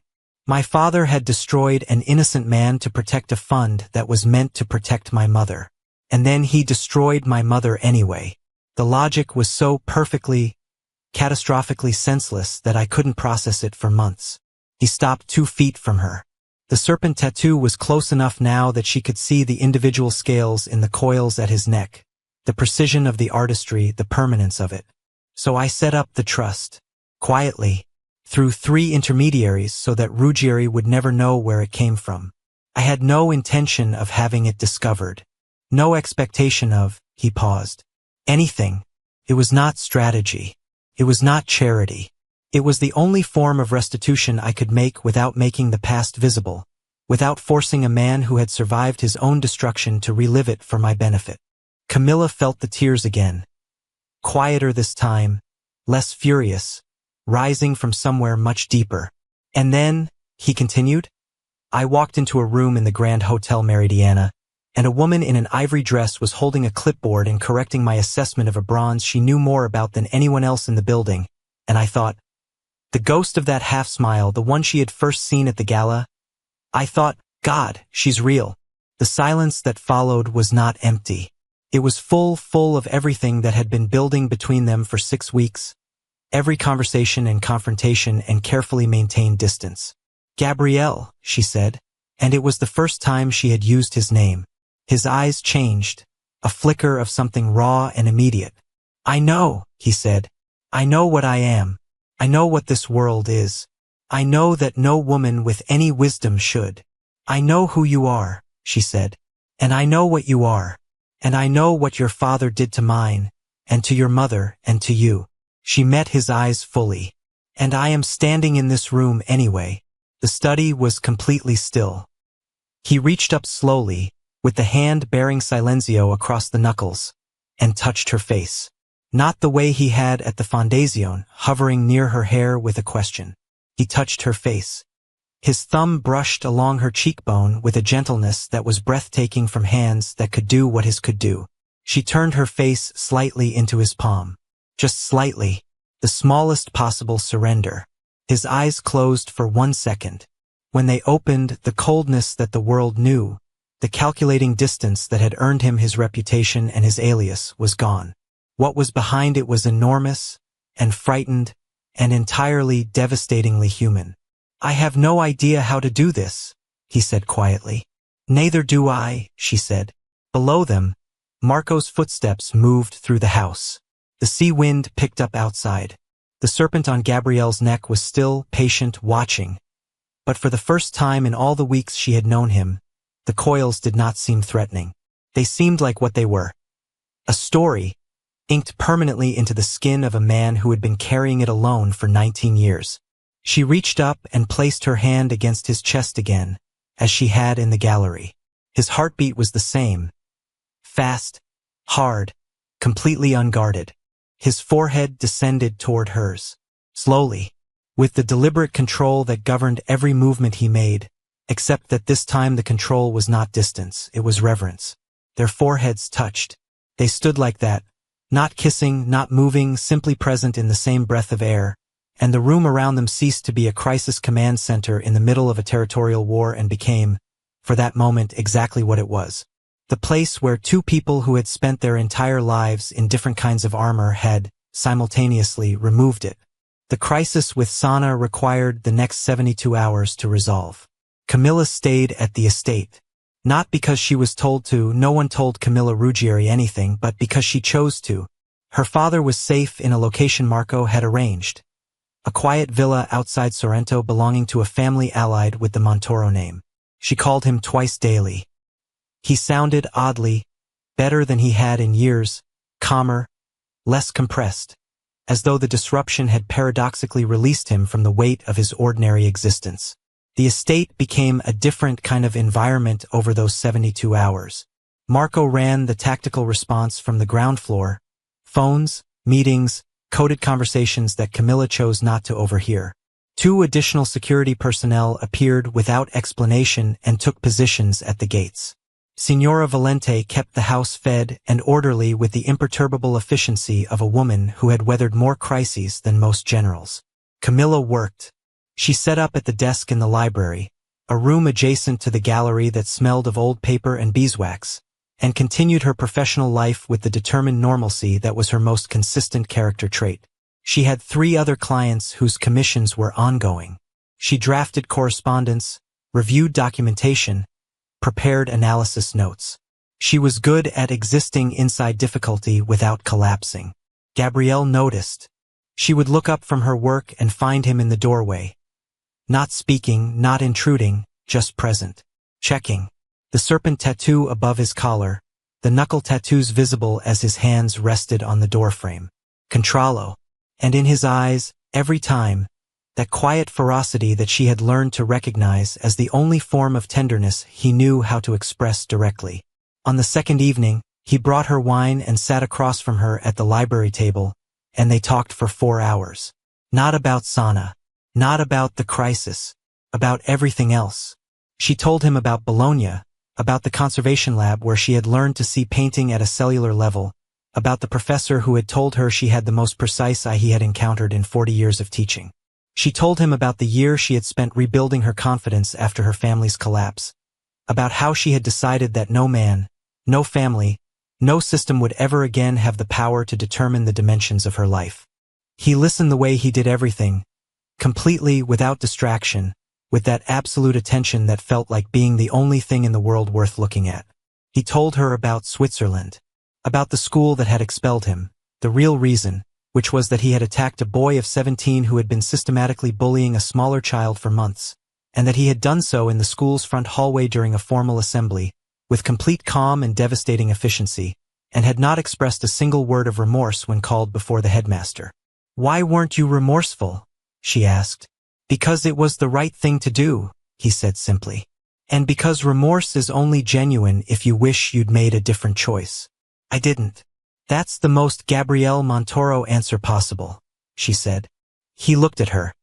That slight shift at the corner of his mouth that she had learned to recognize as his version of a full smile, and said, "You've started verbing my name. You've started being a verb," she said. The 4 hours dissolved, and then it was past midnight, and the library was warm with lamplight and the sound of the sea, and Signora Valente appeared, looked at them both with an expression of profound self-satisfaction, and told them that the guest room had been prepared. On the third day, Sana capitulated. Marco delivered the news mid-morning with the brisk efficiency of a man reporting a weather forecast. The Sardinian boss had overextended himself. The territorial challenge was the product of overconfidence fueled by bad intelligence and worse wine. When Gabrielle's response had demonstrated not aggression but comprehensive, suffocating strategic pressure, access routes closed, supply chains interrupted, allied families systematically reminded of their obligations. Sana had retreated with the speed of a man who had finally understood how badly he had miscalculated. The threat to Camilla was neutralized. The threat to her father was neutralized. The crisis was over.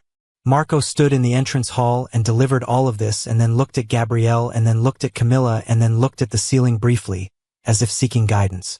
"I'll arrange the car to take Signorina Ruggieri back to Naples," he said. "No," Gabrielle said.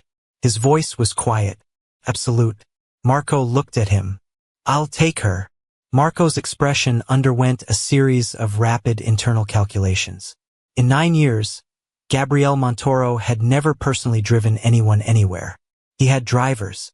He had vehicles. He had logistics. He did not drive. "You'll." "Thank you, Marco. You can stand down for the afternoon." Marco stood down. They drove along the coastal road in Gabrielle's personal car. A dark, quiet machine that suited him perfectly, with the windows cracked and the October air coming off the sea. He drove the way he did everything. Precisely, completely in control, with an ease that came from total competence rather than any attempt to appear casual. Camilla watched the coastline. The water was bright today. The storm had passed overnight, and the sea had settled into a brilliant, sharp blue that looked almost aggressive in its clarity. "What happens now?" she asked. He kept his eyes on the road. The serpent tattoo climbed his neck above the collar of his jacket, the coils patient and still against his skin. His hands were relaxed on the wheel. Silenzio. Controllo. The letters faced upward in the morning light. "That depends," he said. "On what?" He glanced at her. The cold eyes were warm today, or rather, she understood now that they had always been warm, and that the coldness was a language he had learned because warmth in his world had always been weaponized. "On whether you're willing to let me show you what this looks like when I try to do it right," he said. "I will get things wrong. I am not built for the simplicity of ordinary things. I have never had to be. And there are parts of this world I cannot remove myself from quickly or cleanly. But I can work toward it. I can choose, I have been choosing, in ways you didn't see, for the past year, to build something different. He paused. I want you in that something different. She turned back to the sea. You could have told me about my father, about what you knew from the beginning. Yes. Why didn't you? A long pause, long enough that the coastline changed around them. A sweeping curve, the town of Vietri-sur-Mer coming into view on the hillside above. Because I was afraid, he said. For the first time in my adult life, I was afraid of something that had nothing to do with power or survival. I was afraid that if you knew the connection immediately, you would never let yourself see me. You would see only my father's name. He was right. She knew he was right, and the knowledge was uncomfortable. And now? She asked. Now you know everything. And you're still in this car. She was still in the car. Naples appeared on the horizon, sprawling and magnificent and chaotic. The city climbing the hills above the bay with the architectural ambition of a place that had never fully accepted its own limitations. Camilla watched it approach and thought about distance. The distance between where she had been 6 weeks ago, alone and armored and self-sufficient, and where she was now. The distance was not as great as she had imagined. She was still alone in the ways that mattered. She was still armored. She was still self-sufficient. But there was a door now in one of the walls that had not been there before. And on the other side of it was a man who drove a car with serpent coils visible above his collar and knuckle tattoos reading Silenzio and Controllo, and who was trying imperfectly, awkwardly, with all the graceless sincerity of someone who had never tried before, to be something other than what his father had made him. She thought about Maria Montoro, who had come to her family's home when Camilla was very small and brought her a doll. She thought about Artemisia Gentileschi's Judith, the steady focus of a woman doing what needed to be done. She thought about the serpent in the gallery at Ravello, coiling through the leather chair where Gabrielle had sat watching her, and the serpent in her dream, wrapping gently around her wrist. Not tightening, just holding. I'll need time, she said again. I told you. I'll wait. You can stop waiting, she said. I just need it not to happen all at once. He exhaled, a slow, controlled release that was, she understood, his version of profound relief. I can manage that, he said quietly. They did not rush. The weeks that followed were a careful, deliberate construction, built not on grand gestures but on the accumulation of ordinary moments that, because of who they were and what they had come from, were not ordinary at all. He came to her exhibitions. Not conspicuously. He was not a man designed for obscurity, but present, engaged, genuinely interested in the work she was presenting. He asked questions that revealed the depth of his art historical knowledge and occasionally made connections she hadn't considered, and the first time this happened, she had looked at him across a room full of collectors and critics and felt a pride so sharp it startled her. She came to the estate at Ravello more often. They continued their conversations about art, about philosophy, about history, and the conversations were increasingly less about the subjects themselves and more about the people having them, their histories, their instincts, the ways they were alike and the ways they were not. She visited her father regularly, and gradually Enzo Ruggieri's resistance to the Montoro name softened. Not because he forgave what had been done, but because he was a man of sufficient intelligence to understand that children are not their parents, and that the act of amends has its own moral weight independent of the harm that necessitated it. Gabrielle and her father met once, about a month after the sauna crisis. It was brief, precise, and conducted in Camilla's office because she had insisted on neutral ground. The two men regarded each other with the careful attention of people who shared a history they had not chosen, and when Enzo Ruggieri extended his hand, Gabrielle took it with both of his, the knuckle tattoos visible against the old man's skin, and said, I cannot repair what my father did. I can only tell you that I know the cost of it, and that for what it's worth, it was not paid for nothing. He glanced at Camilla. It brought me here. Enzo looked at his daughter for a long moment. Then he said, Take care of her. She is more fragile than she allows anyone to see. I know, Gabrielle said. Camilla, who was not fragile and had never been fragile and objected to being described as fragile, opened her mouth to say so. Gabrielle caught her eye across the room and the corner of his mouth shifted, barely, and she closed her mouth. Afterward, She told him that her father was wrong. He's not entirely wrong, Gabrielle said. You're not fragile, but you are careful. And carefully maintained strength isn't the same as invulnerability. You protect your interior more fiercely than anyone I have ever met. You're one to talk, she said. Exactly, he said. Which is why I can recognize it. It was on a Friday evening in November. Cold, the bay shining gray under a low sky, the city wrapped in the particular melancholy that November brings to places that have survived too much history, that the landscape between them shifted again. Camilla had been working late, finalizing a major acquisition proposal for a client in Milan. She was tired, not the ordinary tiredness of effort, but the deeper fatigue of someone who had been managing an excess of emotional content for 2 months and had not given herself enough space to simply exist. Gabrielle had texted in the early evening. The estate. Tonight if you want. No agenda. She had driven to Ravello. The house was quiet when she arrived, quieter than usual. Marco was absent. Signora Valente had left food in the kitchen and disappeared. Only 2 security personnel were visible, and they acknowledged her arrival with nods and did not follow her inside. He was in the gallery, as she might have expected. Sitting in the leather chair, no book this time, no glass of wine. Just sitting in the soft light, looking at the possible gentileschi. The serpent tattoo was visible above the collar of his dark shirt. His forearms were bare, the coils extending down his wrists, the knuckle tattoos resting on the arm of the chair. Silenzio, controllo. But his posture was different, unfamiliar. He looked tired, not the tiredness of sleeplessness. She had seen that in the crisis days, the controlled exhaustion of a man who ran on discipline when biology insisted otherwise. This was something else. The tiredness of a person who had been holding something heavy for a very long time and had momentarily forgotten why. She sat on the floor beside his chair, not in a chair of her own. On the floor, her back against the chair's leather arm, close enough that her shoulder was touching his knee. He looked down at her. The serpent's eye watched from the curve of his jaw. The gallery was warm and quiet around them. Tell me something that isn't true, she said. He was quiet for a moment. Then, I am completely fine. Tell me something that is. A longer pause. The gallery held its breath. I am exhausted, he said. Not from the work. From being this. He gestured at himself. A small, encompassing gesture. This version of myself.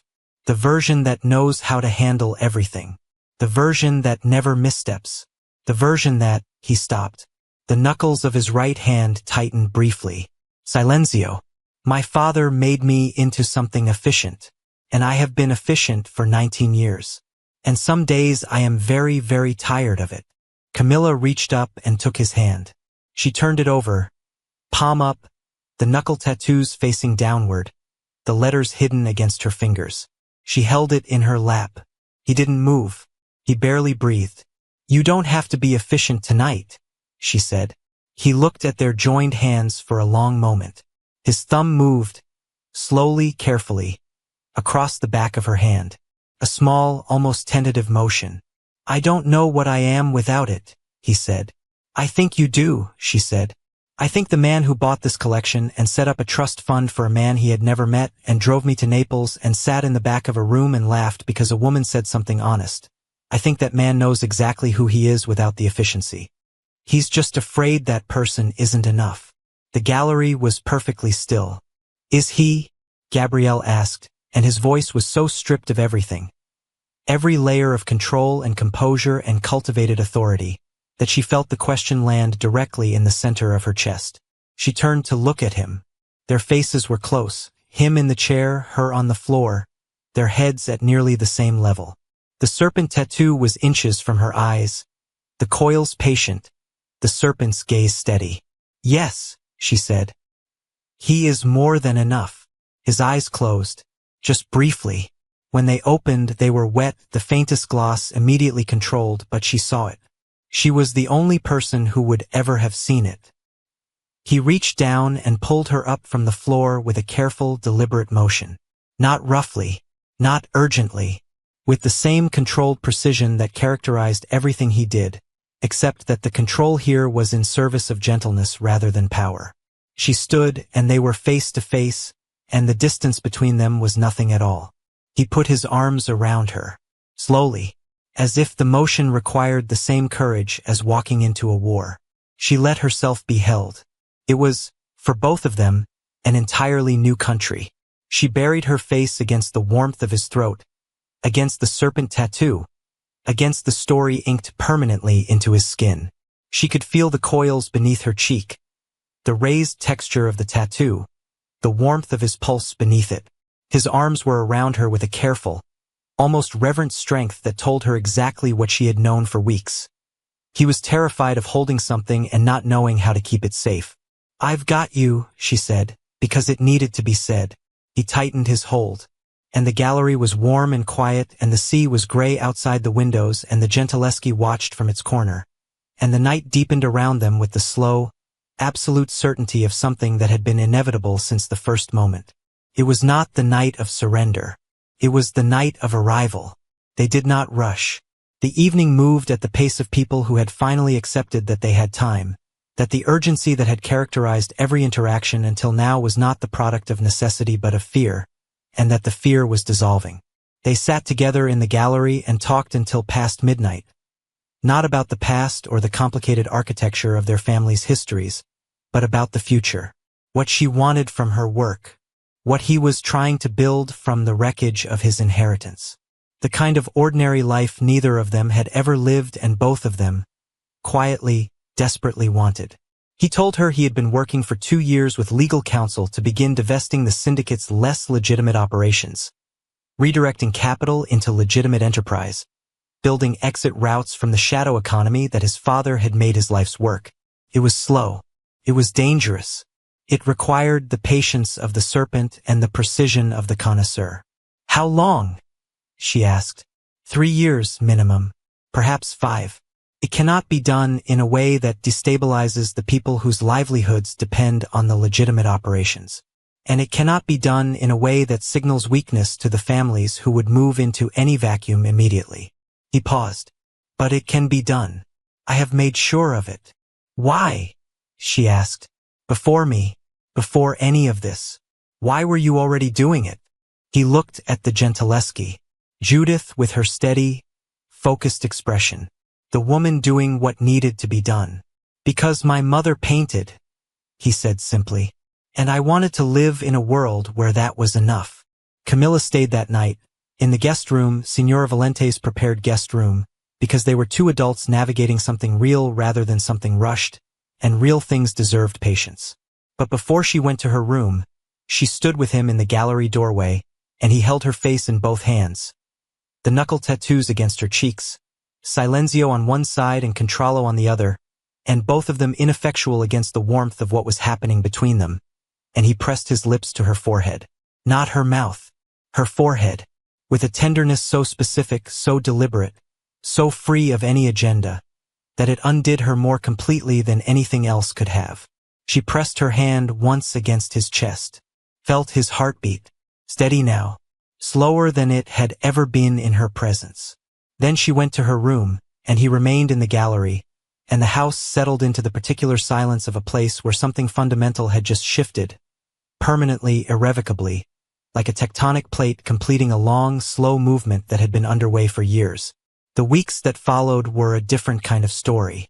They were not without difficulty. Gabrielle's world was not designed for the kind of openness that genuine intimacy required, and the habits of 19 years did not dissolve cleanly. There were moments when his walls came back. Moments when pressure from the syndicate or external threats made him retreat into the efficiency and silence his father had installed. And Camilla would find herself looking at a man who was wearing a face that wasn't his, speaking in a voice that wasn't his, and she would have to decide each time whether to push against the wall or wait for it to come down on its own. She pushed, not forcefully, not with the aggressive confrontation that would trigger every defensive instinct he had, but with the patient, meticulous persistence of someone who understood that authenticated truth requires sustained attention.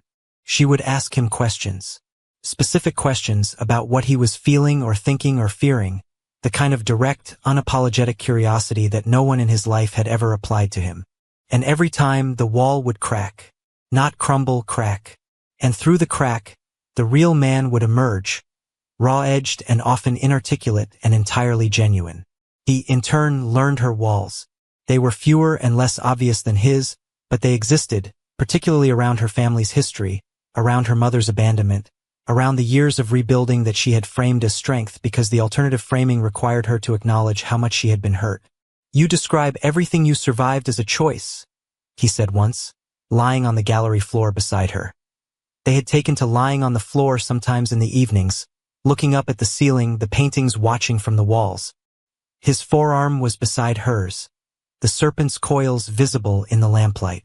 "Every loss, every hardship, you say you chose to rebuild. You chose to make yourself indispensable. You chose not to rely on anyone." "I did choose those things," she said. "You did. But you didn't choose to need them. That happened to you." He turned his head to look at her. The serpent's eye was level with her face at this angle, patient, observant, watching. "You are allowed to admit that things happened to you that you would not have chosen." She stared at the ceiling for a long time. "So are you," she finally said. He exhaled, reached over, took her hand and held it the way she had held his that first real night. Palm up, knuckle tattoos facing down, the letters hidden. "I know," he said. December came, and with it the particular gravity of the end of a year, the way December makes everything feel both summarized and unresolved. Camilla's professional life was exceptionally busy. End-of-year acquisitions, institutional reviews, the annual rush of collectors who needed authentication and appraisal before January's tax filings. She worked long hours and managed multiple projects simultaneously and maintained the professional reputation she had spent years building. But the hours she was not working were different now. They were not solitary. It was 10 days before Christmas when the thing with Luca Ferraro happened. Luca was an architect, handsome, charming, with the easy confidence of a man who had grown up in wealth and worn it lightly. He was a client of one of Camilla's colleagues and had been introduced at an event. He had asked for her card. She had given it professionally. He had called 3 times under the pretext of seeking consultation on art acquisition for a property he was developing. She had not mentioned him to Gabrielle. There was nothing to mention. He was a professional contact, a non-event, except that he wasn't non-existent to Gabrielle. She learned this on a Wednesday evening at a dinner that had been arranged by mutual contacts. A small gathering at a restaurant in the Chiaia district. Luca Ferraro was there, and 15 minutes after she and Gabrielle arrived together, she watched Gabrielle see the way Ferraro looked at her. The temperature in the room did not change. Gabrielle's expression did not change. He continued his conversation with the host with impeccable courtesy. His voice soft, his posture relaxed. The serpent tattoo was visible above his collar. His hands were around a glass. Silenzio, controllo. But something had changed. Camilla could feel it the way you feel a change in atmospheric pressure. Not see it, not hear it, just feel it in some animal part of yourself that recognizes danger before the mind catches up. He was very still. Later, when Ferraro crossed the room toward her with a smile engineered for maximum effect, Gabrielle simply moved. One step, positioned himself beside her. Not in front of her, not blocking her, but beside her. His hand came to rest at the small of her back, the lightest possible touch, the knuckle tattoos at the edge of her vision. It was not possessive. It was declarative. Said, "She is not unaccompanied." Ferraro's smile adapted with the flexibility of a man who read rooms well. He greeted her with professional warmth, acknowledged Gabrielle with the careful deference of someone who recognized what he was looking at, and excused himself within 2 minutes. Afterward, in the car, Camilla looked at Gabrielle. "That was unnecessary," she said. "Perhaps. I can manage Luca Ferraro." "I know you can." "Then why?" "Because," he said, his voice even softer than usual, "I am not entirely past 19 years of operating according to the principle that the things you value require active protection. I am working on it." He glanced at her. The serpent tattoo shifted above his collar as he turned. "I will do better." She believed him, and the fact that he had acknowledged it, had identified the behavior and named it and committed to doing better without defensiveness, was, in its own way, more intimate than anything else. "You will," she said, and put her hand on his forearm, over the serpent's coils, and the conversation was complete. January arrived, and with it, a disruption Camilla had not anticipated. A journalist, one of those persistent, ambitious types who fed on the intersection of high society and organized crime, published a piece that named Camilla as a close associate of Gabriel Montoro. The piece was careful enough to avoid specific accusations, but the implications were unmistakable. She was connected to the syndicate, her business potentially a vehicle for money laundering, her professional reputation a convenient cover for criminal interests. It was, from a professional standpoint, devastating. 3 clients suspended their commissions pending review. 2 institutions declined to confirm scheduled engagements. The phone calls from colleagues were sympathetic but cautious, the cautiousness of people who understood that association with certain names had a radius of consequence. Camilla sat in her office on the afternoon the piece appeared and experienced, for the first time since she was 17 years old, the feeling that the thing she had built was crumbling. She did not call Gabriel immediately. She sat with it for 2 hours, which was her way of processing, sitting with the full weight of something without rushing to resolution. Then she called him. He was at the estate when his phone rang. Marco later told her that he had read the article 3 hours before she called and had been standing at the gallery window ever since, the serpent tattoo in full view of the afternoon light, the knuckle tattoos against the glass. He answered on the first ring. "I know," he said. "It could end my career," she said. "Even if every claim is wrong, the association alone, it won't. You don't know that. I know who placed the story." His voice was very quiet. Dangerously quiet, the softness that everyone in his world had learned to recognize not as calm but as the moment before resolution. It was Sana, his final play before his complete withdrawal from the Neapolitan market. He couldn't touch you physically, so he tried to touch what you've built. Camilla was silent for a moment. "How do you know it was him?" "Because I had already anticipated it. Because when you make the kind of enemies I have made, you learn to think 3 steps ahead." A pause. "Because I have contacts in every publication in this city and country who owe me information, and the information came through within 4 hours of the piece appearing. And I have already prepared a full dossier, documented proof that every claim in that article is false, that your business has passed independent financial audits across 5 years, and that the journalist in question has a track record of paid fabrication on behalf of syndicate rivals." He paused again. "It will be delivered to the publication's editorial board and 3 national press regulatory bodies by tomorrow morning." Camilla pressed her hand flat on her desk. Her beautiful, orderly desk, surrounded by her reference books and her authentication files and the accumulated evidence of the career she had built by herself and for herself.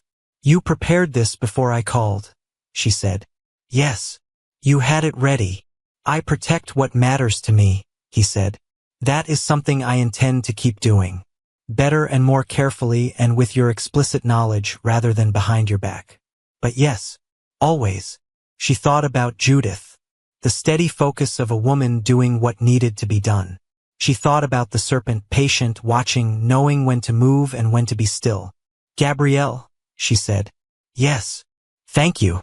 The silence on the line was the warm kind. The documentation was delivered as promised. The publication issued a correction within 48 hours. 3 of the clients reinstated their commissions within the week.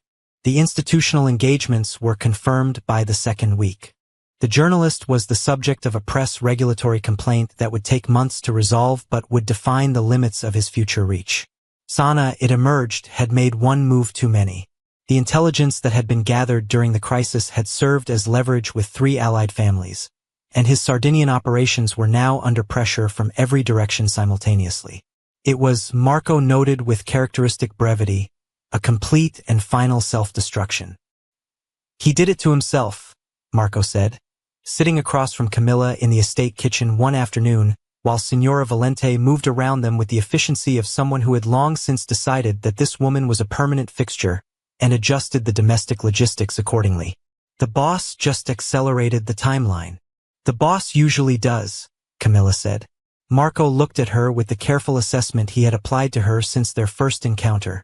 That cataloging attention, that soldier-accountant evaluation. And then, for the first time, something in his expression changed. Softened. "For what it's worth," he said. "I've worked for him for 9 years. I have never seen him." He stopped. Started again.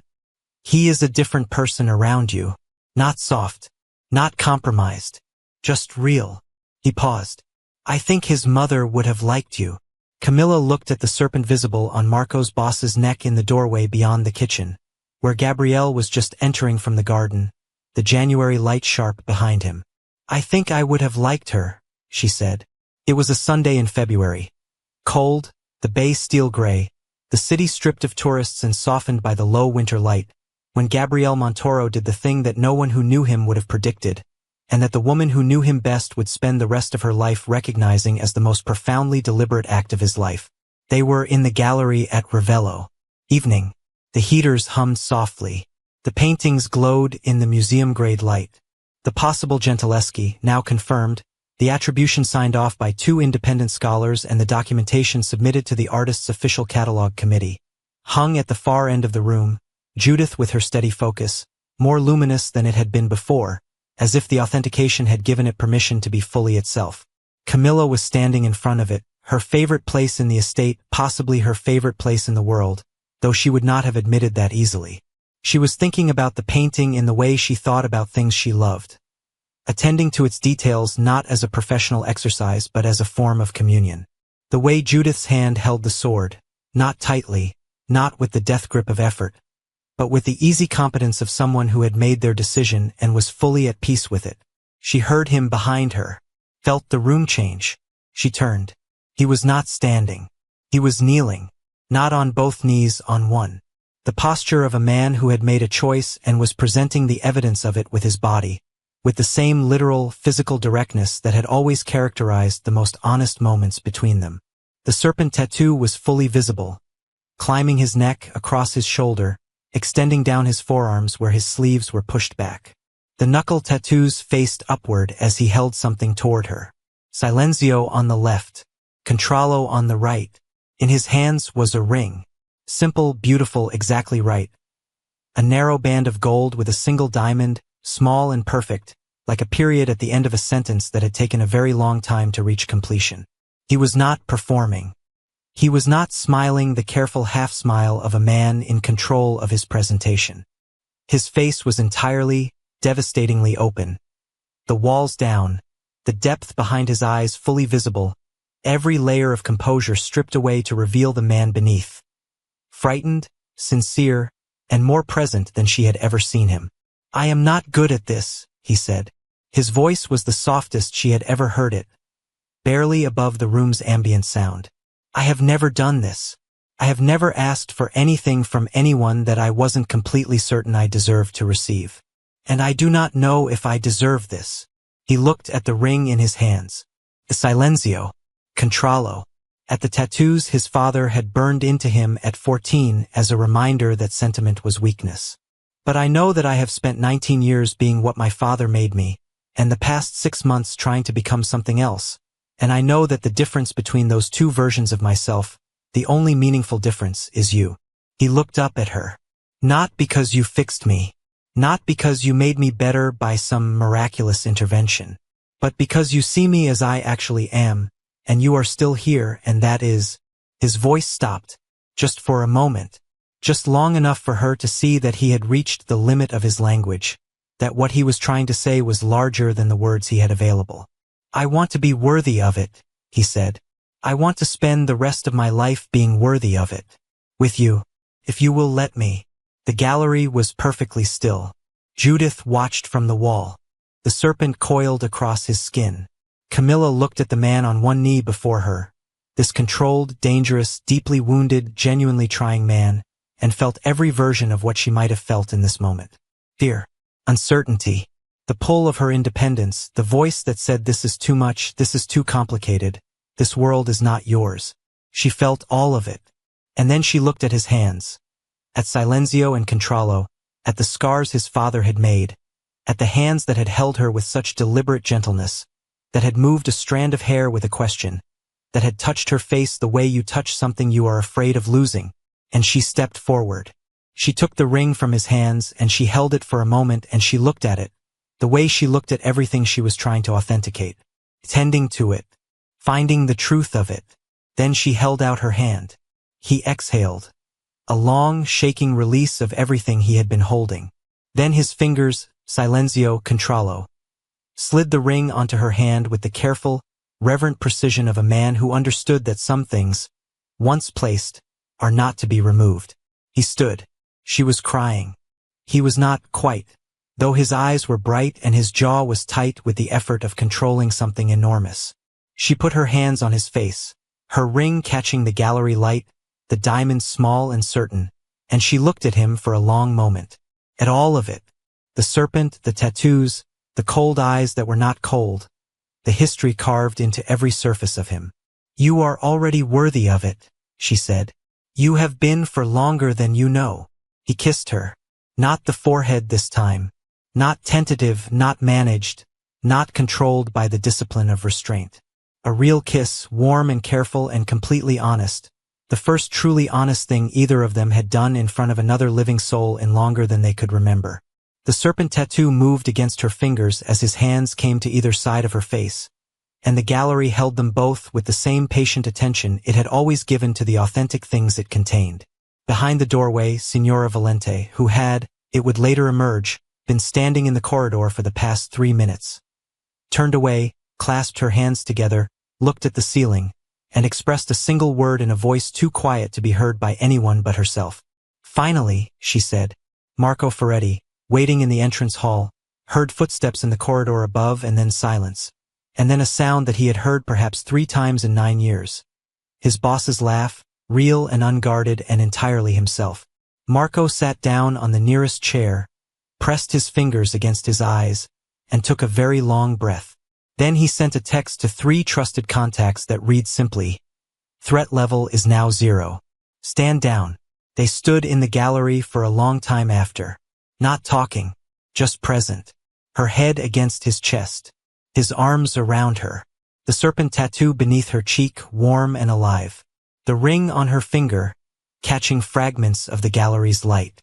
The Gentileschi watched from the wall, Judith with her steady focus, her quiet competence, her peace. "What happens now?" Camilla asked, as she had asked once before on the coastal road. He pressed his lips to her hair. "Now," he said, "we build the something different." "On which timeline?" "Ours," he said. In the months that followed, the something different took shape. Slowly, carefully, with the patience of 2 people who understood that authentic things cannot be rushed. The syndicate's legitimate operations expanded. The shadow economy elements contracted. Gabrielle worked with the methodical, serpentine patience that had always defined him, not urgently, not visibly, but with the deep strategic intelligence that had made him one of the most formidable men in Southern Europe, now redirected toward construction rather than maintenance of power. It was not without difficulty. There were nights when the pressure of the process, the resistance of certain factions, the legal complexities, the ongoing work of managing relationships with allied families while gradually disengaging from their more dangerous dependencies, brought him to the estate's garden in the early hours, and Camilla would wake and find him gone, and she would get up and find him there, the serpent tattoo pale in the moonlight, the knuckle tattoos against the stone railing. She would stand beside him, not talking, just present, and he would turn and look at her, and something in his face would settle. "Come inside," she would say, and he would. Enzo Ruggieri moved into a small house in Posillipo, not the apartment above the bakery, but a proper house with a garden, purchased through the trust that had been set up 3 years ago and that Camilla had, after considerable internal argument, decided to accept on his behalf on the grounds that it was restitution rather than charity and that her father deserved a garden. He grew tomatoes. He read. He visited them at the estate monthly, and Signora Valente treated him with the particular warmth she reserved for people she had decided were essential, and he became, gradually and quietly, the father figure that Gabrielle had never had. The morning of the wedding was bright. A May morning, the bay blue and brilliant, the lemon groves of the estate in full bloom, the air carrying the complex sweetness that the Amalfi Coast produces in May as if as an act of deliberate beauty. They married in the estate's garden. Small ceremony, 20 people, the people who were real. Marco, who had requested permission to give a toast and then, when permission was granted, discovered that he had written nothing because some things, he said, resisting the urge to clear his throat unsuccessfully, were self-evidently complete and did not require annotation. Senora Valente, who wore a dress she had purchased 30 years ago for a wedding she had attended as a young woman, and which had been waiting in a wardrobe ever since for the right occasion. Enzo Ruggieri, who walked his daughter through the garden toward the man waiting at the end of it, and who pressed her hand once before releasing it, and whose expression contained, for the first time in 20 years, something uncomplicated. He was happy. Simply, cleanly happy. Gabrielle stood in the morning light in a dark suit. Tailored, perfect, exactly right, with his collar open, the serpent tattoo visible along his neck, the scales catching the May light. His hands were at his sides, the knuckle tattoos visible as they always were. Silenzio, controllo, his father's words, carved into him at 14. But as Camilla came toward him through the lemon grove, wearing something ivory and simple and entirely herself, he did not think about his father. He thought about his mother, about the woman who had painted in a house that would not let her be, who had stood between a frightened boy and a world that wanted to make him into something efficient, who had taught him to look at things, not at what they appeared to be, but at what they were. He thought about what she would have seen if she could have been there, and he thought she would have seen a garden full of light, and a woman who had walked through every layer of his history and chosen to remain, and a man who had worn silence and control on his knuckles for 19 years and had finally learned the difference between armor and skin. He could not speak when she reached him. The controlled, precise, legendarily composed Il Serpent simply looked at her, and every wall was down and everything he was, all of it, the darkness and the damage and the discipline and the genuine, fragile, indestructible love of it was visible. She took his hands in hers. Silenzio against her palms. Controllo against her fingers. "You don't have to say anything," she said softly. He looked at her for a moment. The serpent coiled along his neck, patient and still. His eyes were warm. Finally, fully, irrevocably warm. "I know," he said, "but I want to." And he did. He said what he needed to say, simply, without performance, without the careful management of impression that had defined his speech for 2 decades. He said what he had felt from the moment she had stood in a room full of dangerous men and told the truth. He said what he had never said to anyone, and what he understood now had been waiting inside him for 19 years for a person strong enough to receive it. He said he loved her. He said it the way real things are, authentic, with all the contradictions intact, with all the history visible, with nothing hidden and nothing performed. The lemon grove was silent. The bay was blue behind the white walls. The serpent was still. Camilla looked at this man, her man, this complicated, careful, deeply human man, and she said it back. And the morning was bright, and the garden was full, and somewhere in the collection on the 2nd floor, Judith watched from her corner with her steady, focused gaze, and everything was, at last, exactly what it claimed to be. Authentic, real, complete. And that is where we leave them, not at the beginning of safety, but at the beginning of something more honest than safety. 2 people who learned to see past armor and name. 2 people who chose the complicated, imperfect, necessary work of genuine love. If this story found you, I hope it stayed with you. I hope it reminded you that the most powerful thing any person can do is choose to be seen, and to see. Please like, share, and subscribe, and I'll see you in the next story.